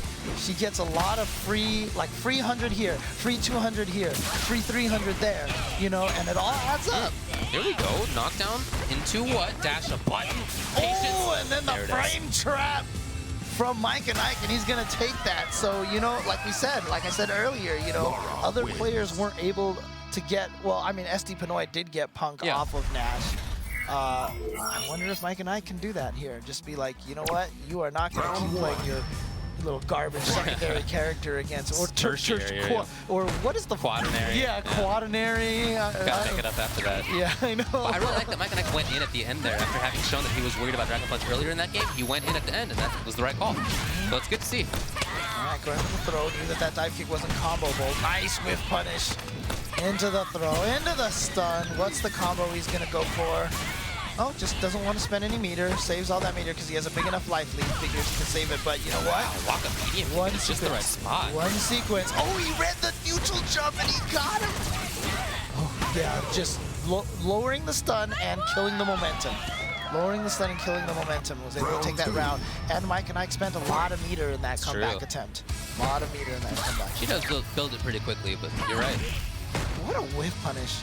Oh, that was just... I'm always so impressed by whiff punishes because I'm so terrible. Well, there's a lot of anticipation there. It's hard to whiff punish with the roundhouse button. Punk now pressuring. Oh, see, again, free little 100, 200 damage off of each one of those hits. There you go. Well, you know, one thing I've noticed about Punk in each of the characters that he plays is that he is very good at a button sequence that puts himself at exactly the right spot. Yeah. You know, so there was a button sequence there that ended up just outside of Laura's button range, where he could press Stand Fierce and not really be worried that he was going to get hit, but instead be pretty sure that if he pressed that button and canceled it, that it was, you know, because he's hitting. Right. So that's exactly. The that's a whiff very punish powerful. yeah. Right. But he's putting himself in that range. You know, that's an affirmative choice by him. That's something that Mikeand1ke has to recognize. Yeah, and it's really interesting because, you know, that sounds like such a logical thing to do, but I don't feel like that's something that a lot of players have really done, and I feel like it's something that Punk is really kind of pioneering and really showing. You know, it's been around in a lot of games in the past, and it's something that, I mean, even I do, but it's not something that I do in every matchup. It's not something I have all the characters down for, you know, it's... Right. But he does. Okay, well, there's that big damage. Oh boy. Wow, that was actually kind of crappy for Mikeand1ke. Yeah, it was really unfortunate it ended up that way. Okay, stays in the front. Oh my god. Look at that gray. A no confirm off of that crouching medium kick into drill. That would have taken it. He had been doing that. Oh! Supposed to have been EX drill, but the EXDP takes it.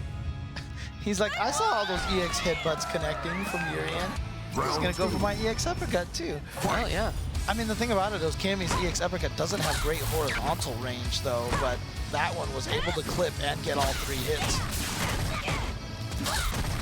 Love this pressure series right now. Slowly moving forward, building some great damage. Mikeand1ke, lovely spacings on the fireballs. Oh, that was the unsafe medium volt charge, it looked like. Oh, what a follow-up! That was so sick! If he can get one more series, he might be able to take this. No, that stun's going down, so probably safe. Oh boy. Wow, going for the mix-up. Oh, he's gonna be able to get the drill. Yes! Just barely, but look at the meter down on the bottom right. Barely even a pixel, because he had just built it. Yep. It was beautiful awareness to know that he was gonna potentially get this. But you know what I liked is that he went to the drill instead of the uppercut into super, because if he didn't build it, he would still have the momentum, you know. So I just like the awareness that he had. So he was gonna go for drill into super and hope it hit. See, he went for crouching medium kick. Right. It's not gonna work against that. You gotta go for crouching heavy. Well, it's really good footsie timing for the fireballs out of Mikeand1ke, but he's caught in the corner now. The arm was there for Punk. He still gets the pressure and he gets the stun. Oops. Yeah. He's gonna switch sides. No, ends up not mattering too much. There's that King Brad sequence. The back medium punch, fish counter. Oh, hold on. Force starts the party. There, yeah. Look at that damage on Cammy. Oh boy. And he obviously, I don't think EX drill was what he was going for. Punch not. Could have done more. EX drill rather. I'm sorry. Oh, the throw at. Why That's not? not even truly. Oh, okay. V trigger uppercut. Yes, that is invincible. That is. Yeah. I forgot he still had the V trigger active. So some moments in there were good for Mikeand1ke. I feel like look, that Dragon Punch game is not working out for him in terms of when it's coming or not. But other than that, probably more importantly, as we talked about before, the neutral game is controlled so strongly by Punk and where he is on screen. I like these series. Mikeand1ke gets, you know, a few fireballs in there, he gets the pressure, but in general, Punk has been able to get into the right spot a lot. He went for the command dash yeah, I rather than know. elbow? That would have been the stun, and that would have been the round, and now he could, he could very well lose this now. One more hit into a super, and that's it. Pressure? Are you serious? And the lean back and the laugh out of Mikeand1ke, and he is looking over at Punk. He wants nothing to do with him. I mean, the crazy thing about those uppercuts in those situations there is that there's no invincibility on the regular uppercuts. And so it's really just, I hit you with a 5-frame move. You know, like that's just kind of how you think about it, and it just worked. But he's going for the uppercut anyway, which is crazy. Okay. Great timing on the jump. You can really tell on Mikeand1ke's face. He's starting to get downcast a little bit.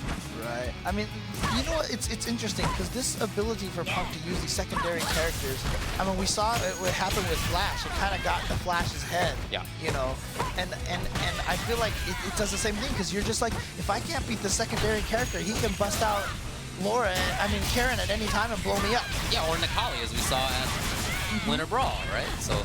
And so now all you're thinking, it's a tough situation. Yeah, so now all this pressure for you to like, oh my god, I really need to beat this character because if I can't even beat this character. Wow, what an interruption. Punk is just making all the right choices Round 2. so frequently. You know, there are some series in there where Mikeand1ke gets things going, but then it feels like towards the end of them, Punk ends up doing the right call. Well, okay, not there. Will he bring it out again? Yes. Well, that was a guaranteed, though, because she was still in the middle of her fireball. Well, but on top of that, from the outside perspective, you can really tell what's going on with Mikeand1ke right now. When you're in that vortex, it's hard to see it. Oh, my God. And that's going to be super. That'll be that. Doesn't even need it. Yeah, when you're the person who's getting hit in that kind of situation, it's just hard to see. It's hard to notice. It's hard to sort of think externally. Place yourself outside of the situation and think, okay, what should I do? What can I do? But from the outside, you can see it. Dude, you see that? Yeah, look at that. Look at that. He just like doesn't look like he cares, and Mikeand1ke's looking at him like, are you really that relaxed? Is it really just, you know, like that easy for you right now? Well, after the first game going to Mikeand1ke, it's been 4 in a row for Punk, and not just that, it's been 4 straight in terms of rounds. He hasn't won a single round. I'm trying to calculate the rounds here, and I might be wrong, but by my reckoning, it's been 8 straight rounds. Stagger right there is so good. Oh, it's gonna fall on there. Get the jungle, but okay. Get the confirm off of that meaty fireball. Oh, okay. That should do it right there. Okay. So, even if I was right about the rounds, it's not right anymore. Mikeand1ke fighting back. Fight. Yeah, but the toughest thing here is like, why would Punk switch away from his character? If he goes on a 4-1, 4-2, 4-2 streak the whole time, he's obviously gonna take it. Just for funsies. I mean, I will say one thing though, as a Karen player or as a Cammy player, I feel like those two characters have similar footsies, similar neutral footsies, similar stand medium kicks. Karen has stand roundhouse, crouch fierce from Cammy instead. Here's the stun. Mikeand1ke maybe takes it here. Let's see what this does on low life. Cammy, not enough. Not quite. Oh my god. Okay, there we go. Okay. So Mikeand1ke gets back here, gets back on the board, and Punk is, look at him. He's just like staring up at the sky like, what fun character can I pick today to mess around with and beat up on this guy over here? He's gonna stick with Cammy. Well, like you said, there's not much reason to change other than just whim. Just for fun. Yeah. The whimsy of Punk. Now that one situation right there, that one spacing, I really like Mikeand1ke's timings and places on the fireball. There you finally see sweep. Yeah. I feel like that might have been him looking for a way underneath fireball. It's not how it ended up coming out, but so man. You know, while I do like that one spacing, Mikeand1ke brings out the fireballs there, and that has interrupted a lot of Punk's Cammy options at that particular spot. Round 2. Other than that, you know, Punk is doing all the things he needs to do. Yeah, that spot right there. So Punk recognizing, backs up, doesn't want to be there. You see him now diving, trying to get over it. Okay. I like the shield pressure right now. Oh yeah. Now remember, at King of New York, one of the only players who was able to take Punk to 3 games, 5-3, was Idom, Yeah. who is a Laura player, but Punk was still able to win that. Wonder if he just doesn't, you know, I don't think he just, oh, he missed a dive kick, and it didn't come back to bite him. It can. A lot of times that will happen. Like, people think Cammy is going to dive kick, so they don't do anything, and they just see this whiff jump, and then they don't punish it on the way down. Mikeand1ke is so worried about approaching right now. You can really see it. Now, hold on. Okay. The block. Oh, that's He probably might gonna take it. Yeah, that's gonna take it. She's dead. Nice. But that was, I mean, that's kind of a good sign there, because Punk started getting a little cheeky with the standing medium kick. He was like, hey, you know, doing that, I'm not touching you kind of thing, you know. And then Mikeand1ke was able to take that round. Ooh. Back throw kind of resets the situation. Cammy has so many strengths, but after grabs, not really get things going midstream. Yeah. Mid-screen, you just take throws from Cammy. Right. It's the better thing to do. Hard to always do that, but that's the idea. Oh no, anti-air. Might have actually beaten back strong. That jump shot's really good. Okay, here's an opportunity now with Mikeand1ke. No, the follow-up wasn't there. You gotta think that he was looking for dash up into anti-air, whatever it's called. You know what I'm talking about. Anti-air elbow. Bolt charge. Yeah, whatever. Bolt charge. But it didn't come out. Yeah. He didn't do it. Well, it looked like he actually got punched in the face before he had the opportunity, you and think that that was was the case? actually Okay. really smart from Punk to use the jumping heavy punch, because it hits much lower than the standard roundhouse button that everyone else Round one. uses with a jumping heavy. Punk taking another one. 5-2 now. What a sweep timing. You know what? He might be looking to get underneath firewalls, but both times he's actually brought it out, it hasn't really been what it's accomplished. What movement. Under, and then And the throw. Can he seal the deal? I mean, Yeah, that depends on what he wants to spend. That's enough. Yeah, he does spend it. Yeah, look at that. Very dominant stuff. Fight. See, there's one thing that I think he's so good at is the spacing game and understanding exactly where things are. We talked about the buttons that put himself there, but even when that's not the case, even when he's in footsies like this, I'm so impressed at where he is, just outside of stand roundhouse range from Laura. Look at that. I mean, if she pressed roundhouse there, you know, he gets a whip punish if he presses the button there. So what we saw with FilthieRich, remember with the fireball and the proximity space, right? FilthieRich kept jumping backwards, and you see with Punk, every time he's stuck in there, he backdashes. Right. And that is the proper response. Just get out of there. Okay. Very doable here for Laura still. But, yeah, Punk's... All the meter gone, and Punk Oh, Chip can is probably come in for dangerous. Chip. Yes. That's it. Yeah, that's it. You see that he did Fierce first just to get that little bit of gray in there? Yeah. As soon as I saw him dash in there, I was like, well, that's it. That's game. I feel like a lot of people would have done dash up DP into super, right? Rather than dash up jab Fierce. Round one. Yeah, that's probably true. But, I mean, Well, I mean, because gray life is before, relevant when it comes to Chip. it was nice because, you know, up against Invincibles, that was dash Sure. up. I'm saying it gets you effectively more damage. Yeah. Oh my God, again. Whiff throw punish. That standing medium kick from Cammy catches people when they're jumping sometimes, and that's just like one of the most painful things. It's like that 8-on stand roundhouse all over again. Oh, shutting that down right away. Oh, nice button timing, though. The overhead, he tried for the big Punish, risk. yeah. Tried for the big risk right there. Unfortunately for Laura, if she presses a button, she can't cancel into anything that goes low. Right, so if you see her press a button and you can react to cancels, just stand up. She can't even cancel into her EX command throw. Like, that's just shut down. It's just not possible. That sucks, but yeah. Maybe for the best, I don't know.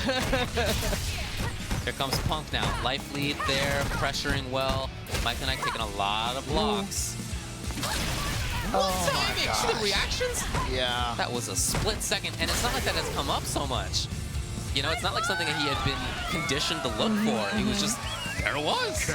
Yeah, just probably forgot that the regular V-trigger drill has projectile invincibility in it as well, and it's 7-2 now, and Punk just looks absolutely like I can't even describe how nonchalant he looks, like not worried. How much this just feels like another day, another task. Right now though, Mikeand1ke is making a good game of it. Yes, dashes up, does press the button. Tough situation for Cammy now. Reset? No, goes for knockdown. Spends the meter though to get extra damage. Oh, I like it. I mean, she builds meters so quickly. Yeah. You know, if she gets anything going, she has meters. So Round two. Buddy. Fight. Punk in. Lots of great damage. But look at that! How damaging was that throw? Yeah. Because of that.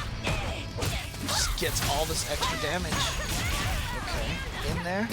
Oh my god. Oh, back medium punch counter hit fierce in the drill. The season 2 stuff. Punk, but see there, Punk tries to save his meter.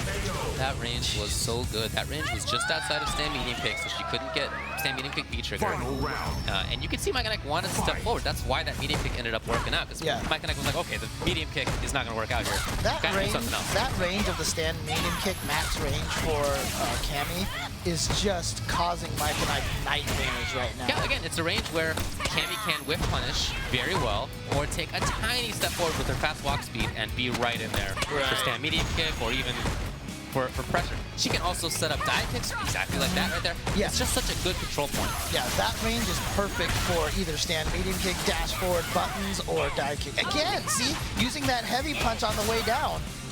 Oh boy. Oh no, too far! That's, oh my god. So I don't... He even used DP super because he knew that V-trigger DP was gone. Yes.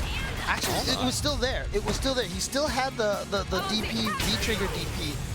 And, oh, really? Yeah, I actually prefer not using it because you have a lot of time afterwards Oh, I thought to it was save already one. gone. My bad. Yeah. In any case, it works out for Punk. Yeah, it's 8-2 now. Yes, sir. Round So one. one game at the beginning for Mikeand1ke, then one game like somewhere in the middle there. James, he has 1, 2, 3, 4, 5, 6 rounds. He's taken 6 rounds against Punk, who has 8 games. You can't see this, but I am shaking my head right now. It is just like, So, we've been talking about what the deal is. You know, Punk is just so good at the spacing game. That is, to me, the most impressive point. He has other things, obviously. The reactions are there. You know, the pressure, he knows the things, he knows the matchups. It's just that he's so often in the right spot that I am so impressed by him. yeah, and honestly, I think that the biggest strength he has is the reads. He just knows when to go for the button, when to go for the throw. He has that understanding of the opponent's mindset so well.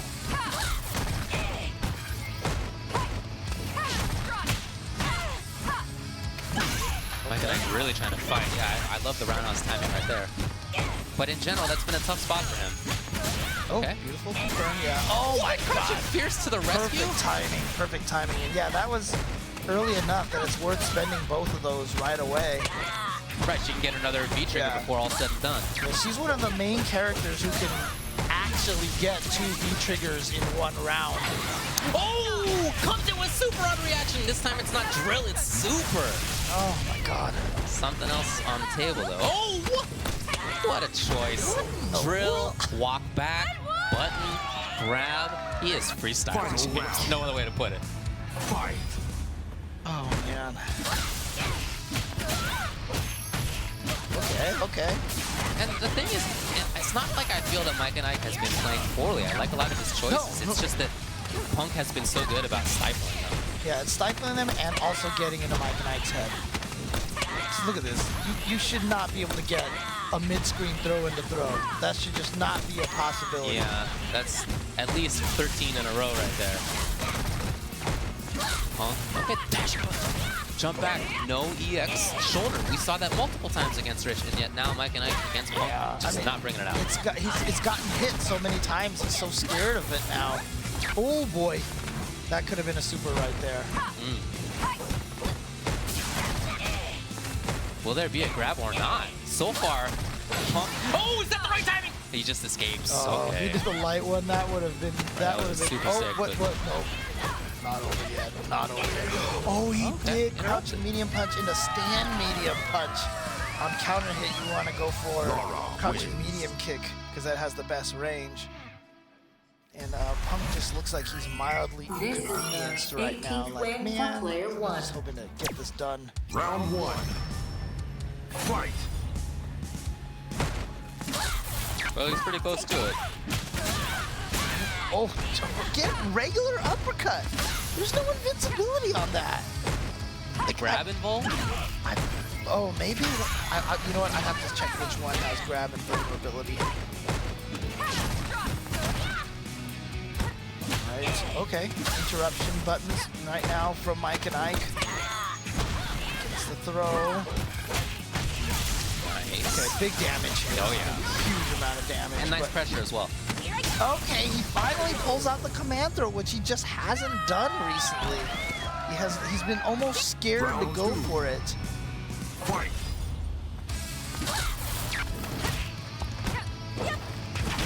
Oh, wow, what? Counter hit second knee bullet hit into crouching medium kick. I've never seen that before. Like, who's ever had a chance to set that up? And he just knew to go for it. Like, he was aware that that was a thing. In time? Yeah. That's why you quick rise. Right. Because you see that you have. Oh. Right.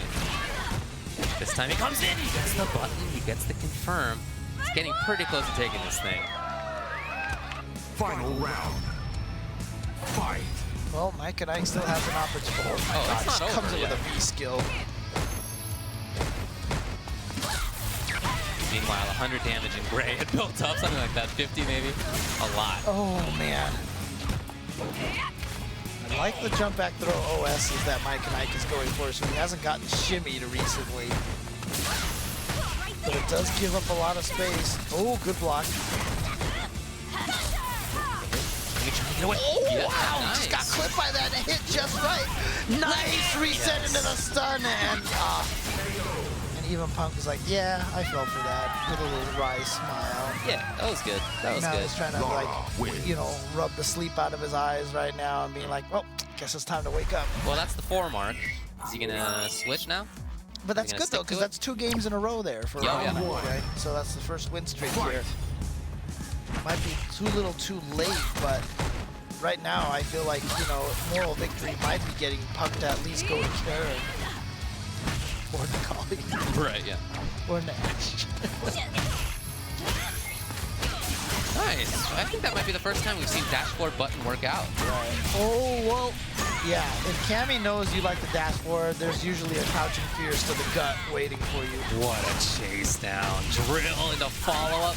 But Mikeand1ke, one mix-up away from doing this. Now Oh, he that's gonna do it. Yeah, that's gonna do it right there. Okay, perfect. And no EX. Round 2. No EX is available for Punk, so there was no opportunity for him right there to wake up EX uppercut like he did before. Risky throw tech, but it paid off. For Mikeand1ke, it's all about trying to set things up with that mid-range, mid-screen fireball stuff. You know, that pressure series, that's been turning into things for him. The buttons, the footsies there. Punk has been shutting that down a lot, but I like Maximizing that counter hit damage. Oh no! Not only giving up the stun, but a ton of damage, a ton of spacing. There's the wake up super.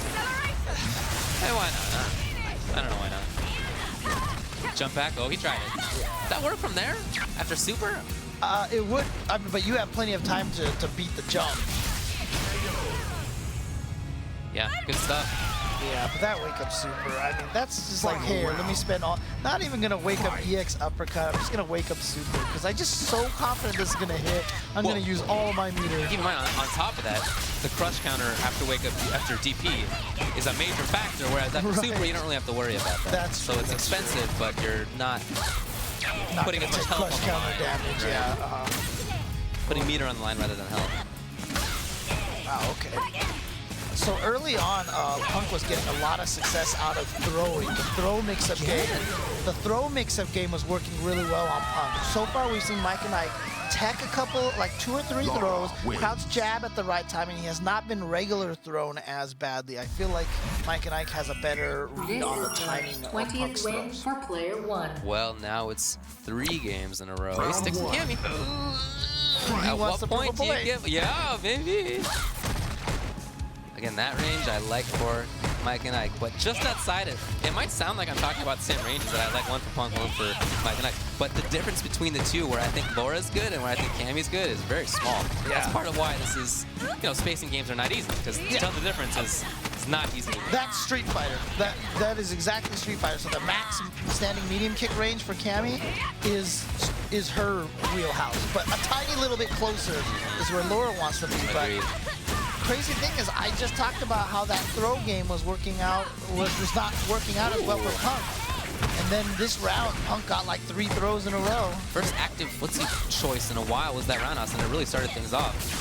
But again, nope. Oh, too far. It lives. Mikeand1ke still in there. I was about to say, not a Trigger's lot of still in there. command throws from Mikeand1ke, but then he finally went for one that was just too far. Round 2. They are a little bit better in trigger, but Fight.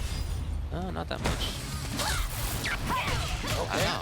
Opportunity for big He really damage. didn't expect that either. You saw the crouching jab was the confirmed, because he just wasn't looking for that. Right. Again, that standing medium kick. You see how annoying and a nuisance that move is. Punk trying to make his way out. He has super now. Wow. Ow. Stuck out the button just in case, and he was right. Didn't have the anti-air ready to go. Okay, right through. If you're Mikeand1ke, though, you'll take that every now and then. Not that big of a deal. Punk doing a great job of being outside of her range, all of a sudden right in there. Perfect range for the anti-air, not full damage on it though. This distancing and this pressure There and it that, is. oh my god. What? That Spacing. Yeah, that spacing is so good. Mikeand1ke is trying to find buttons through things. He tries a roundhouse every now and then. Usually it doesn't work. Sometimes crouch counter. Usually it doesn't work. But the crouching medium kicks that he's tried there to deal with that have almost never worked. I don't know if it has in this set. Yeah, crouching because- medium kick is not the right button to stop that. Well, if Cammy's a little bit closer in, then sure. But it's just that Punk's Cammy is not at that spot. Right. It's just outside of that spot. And it's, like I said, hard to tell the difference. But walk up, medium kick, reset. Gets out of there, lowers the stun just a little bit. Oh my god. Oh, but then he finally goes for the... Oh my god, he walked back and forth 18 times. Punk only needs one more bit of chip. Could be anything. Oh boy. The missed uppercut. Oh, hold on. No, he trumped it. But he's gonna get the hit anyway. Oh my Without god. ATV. No, that's what Mikeand1ke was worried about. It didn't come. Right. Punk now has advantage. Spacing, screen, life. Forces it. Just goes for the crouch slide kick, yeah. Curious choice. Round 2. Okay. Match point now. Punk.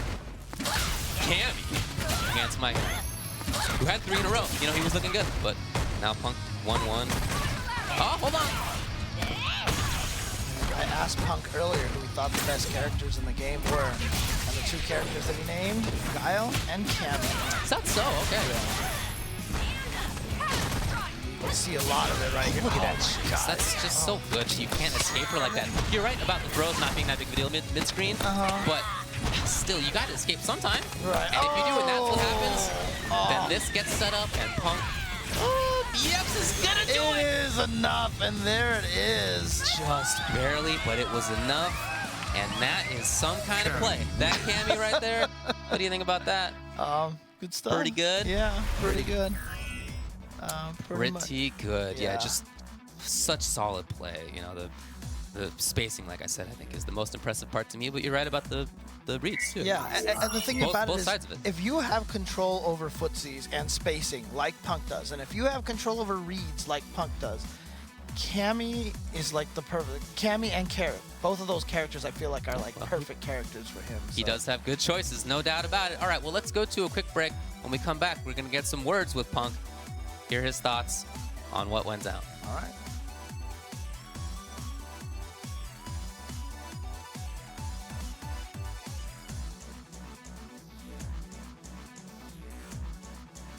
Hello, hello, hello.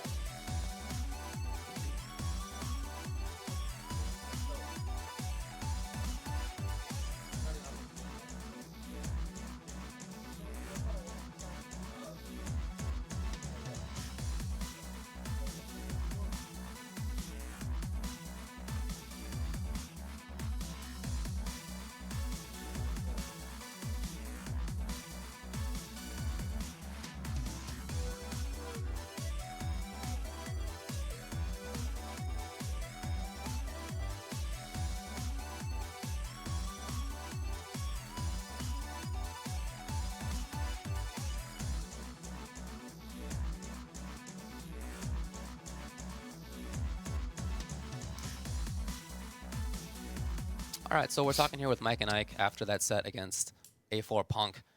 What are your initial reactions after that? Really good with Cammy. Yeah, yeah, for sure. You know, when you guys played at Winter Brawl, he went Nikali.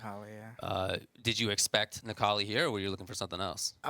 To be honest, I was looking for any like wacky character choice because you know he plays a lot of characters, so I was just looking for anything really. But you know, I tried my best. You know, failed, but you know. Well, you know, alright. I was listening to you talk before, and you said that when you lose, you tend to know sort of what went wrong. What do you feel went wrong in this case? I just like, I guess I just wasn't making the right like reads. I guess like on his wake up, like he tend to DP on me a lot, and he'll hit super me. He'll hit, you know. And I guess, you know, I wasn't well, I mean, I was confident in my offense, but I feel like it was later down the line I was more confident in my offense, and I started winning a little bit more. Right, but yeah. By that point, it was too late, and then, like, he just ended up winning. What do you feel about how the neutral game went down? He, like, out-footsie me pretty bad with Cammy, actually. Like, stand medium kick. Yeah. Yeah, it was pretty bad. I mean, you know. Is there anything that you would have done, sort of thinking about it now? Would you have played at a different spot if you could have? I mean, obviously, it's tough to make that happen, but, like... Yeah. I think I would have tried to just kind of, you know, not throw out, like, he'll do is, like, a certain string, and it would punish me when I throw it at normal. So I would try to, like, you know, look for that a little bit more. And I would just try to play closer, try to tighten up my offense, and, you know, see what would happen there. When you guys played at Winter Brawl, you went Urian, or you tried the Urian? Yeah, I tried Urian, yeah. Did you think about doing that this time? Yeah, I have, but I was like, forget it. I'm just going to go all Laura. Like, why not? Like, there's nothing to lose, you know? Well, yeah. Okay. You know, do you think that the character matchup might have been better for you if you had done that, or? It's possible. I mean, Urian has better buttons than Laura. For sure. So I could have went Urian, but like I don't know, something inside me was like, nah, just keep playing Laura. Like forget it. So, Okay. Well, I mean, you got a bunch of experience against, you know, his Cammy, which is useful. Yeah. His style, you know, when I watch him play very different characters, I feel like his style of spacing, putting himself at the right spot is really consistent. Yeah. So having had experience against sort of one character, you know, he plays differently, but that understanding is something that you can keep. Yeah. So are you going to be traveling around? You said you're going to go to final round? Yeah, I'm going to final round and a bunch of other events. Awesome. Try to get my passport, go to some non-NA events too. Awesome, dude. Yeah. That's really cool. I'm looking forward to that. I hope that you can, you know, take this as kind of a, you know, I mean, you mentioned you go back and think about things and what you can do better. I'm looking forward to seeing you come back more strongly after, you know, the last couple of times that you played against Punk. He's obviously a very strong player. Right now. I can admit that. Okay, well, I mean, look, admitting it is part of figuring out what the issue is and getting over it. So, all right, man. I'm sorry it didn't work out today, but good work anyway.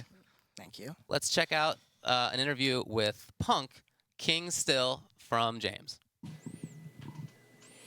All right, I'm here with Punk. So my first question I have to ask you is there any character in this game that you do not know how to play?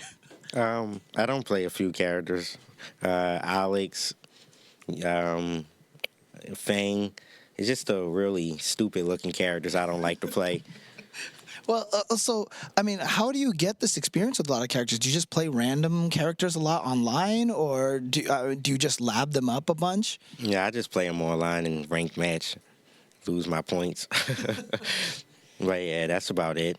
I mean, what kind of, do you feel like that's a distinct advantage? Do you want to keep doing that at like big tournaments to just use different characters to throw different looks at people? Or is that just something that you're just kind of doing right now because, you know, it's fun exhibition matches? Yeah, it's a first to 10, so I have a lot of games to make up my mind and switch to Karen if I want to. So at a major, it's just 2 out of 3, so it's either Karen or Nash. There's no other character unless, you know, I really wanted to counterpick someone. Well, I mean, I've often felt this way just as a Cammy player. I've always felt like that Cammy and Karen share a lot in footsie's style. Do you feel like that transfers between the characters really well? Yeah, I think the characters are like pretty much the same besides Cammy has the dive kick. Like their pressure is the same. It all starts from stand light kick, and it's besides having a dive kick, I feel the characters are just about the same. Well, in this match that you played with Mike and Ike there, what was it that you were trying to take advantage of the most? I mean, it really felt like you were trying to control the distance really well to that max stand medium kick range. Yeah, that's pretty much it. You know, when they get V-trigger, they like to just spam normal. So I like to just stay out the range, wait for it, whiff punish. Laura don't have a wake up. You just pressure and win from there. Well, I mean, so you've obviously used Nikali against him as well, and Cammy. Is it just, do you feel like that it's a matchup thing, or do you think it's a human matchup thing? Do you think you just have a read of what Mike and Ike wants to do? I don't really know. I just like to play characters.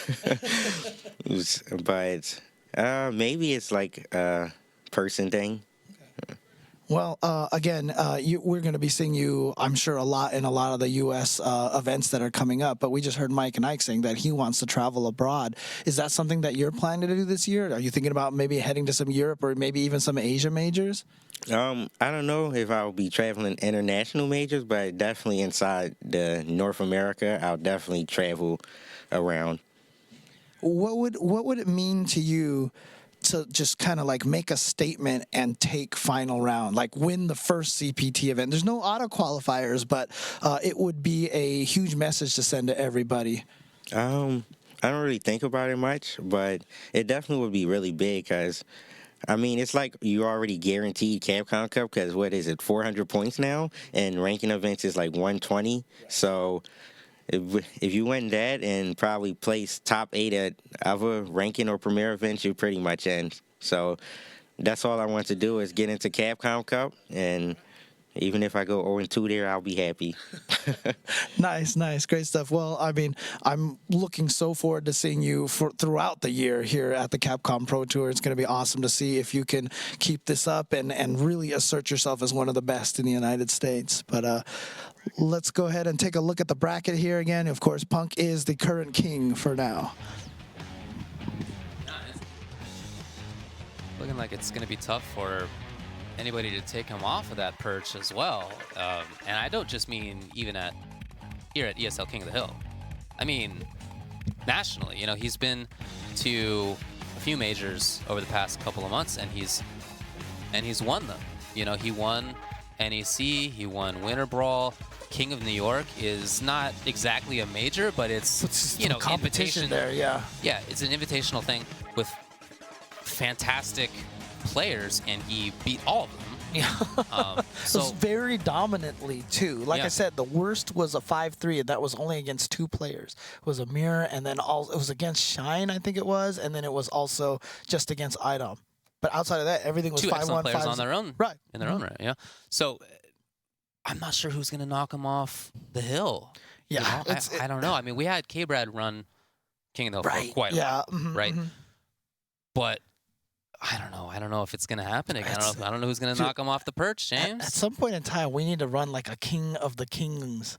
You know, like I would, because I would really like to see K-Brad go up against a Punk. You know? I would really like to see that too, Yeah. but you know, we'll have to see in majors if that does occur. Well, we're gonna have 2 new challengers coming up against him next week, right? So, look, it's gonna be Commander Jesse, who was on before in the first season, right?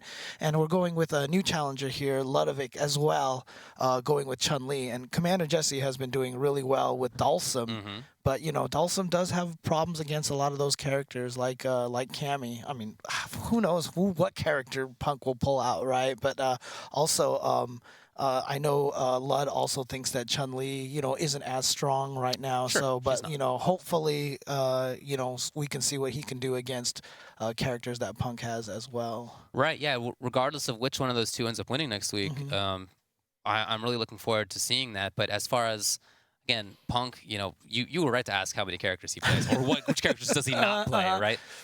Because it just seems like he has control over so many. It's starting to feel like he mentioned the 2 bad characters, right? Yeah, I don't play the worst ones, but everybody else. I mean, honestly, it's starting to feel like he has this almost kind of infiltration thing going, because he can use all these characters. He's winning with Nash, you know. Okay. Start of season 2 might, you know, have some little weird parallels, you know. You never know. I think, you know, he's certainly in that very small list of players for best player in the U.S. and maybe farther than that, maybe farther abroad than that. Yeah, and that's the key right there. So for final round that's coming up in a couple of weeks, I just want to see what happens when he runs into Knuckle Dew. like that, you know, like if or when, somebody internationally, you know? Yeah, I mean, exactly. So. yeah. Well, that's going to be very interesting to watch. That'll be in a couple of weeks. Mm-hmm. Again, next week, King of the Hill, we have 2 new excellent challengers who are going to be here. You will definitely want to check that out. Follow twitter.com/ESLSF to find out everything that's going on in the future.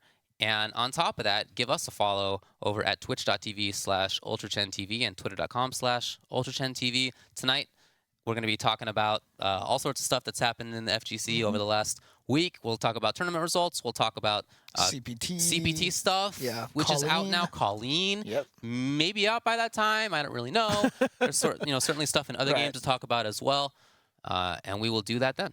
All right. Well, thank you guys for tuning in. And again, next week, we'll find out who will challenge Punk for King of the Hill.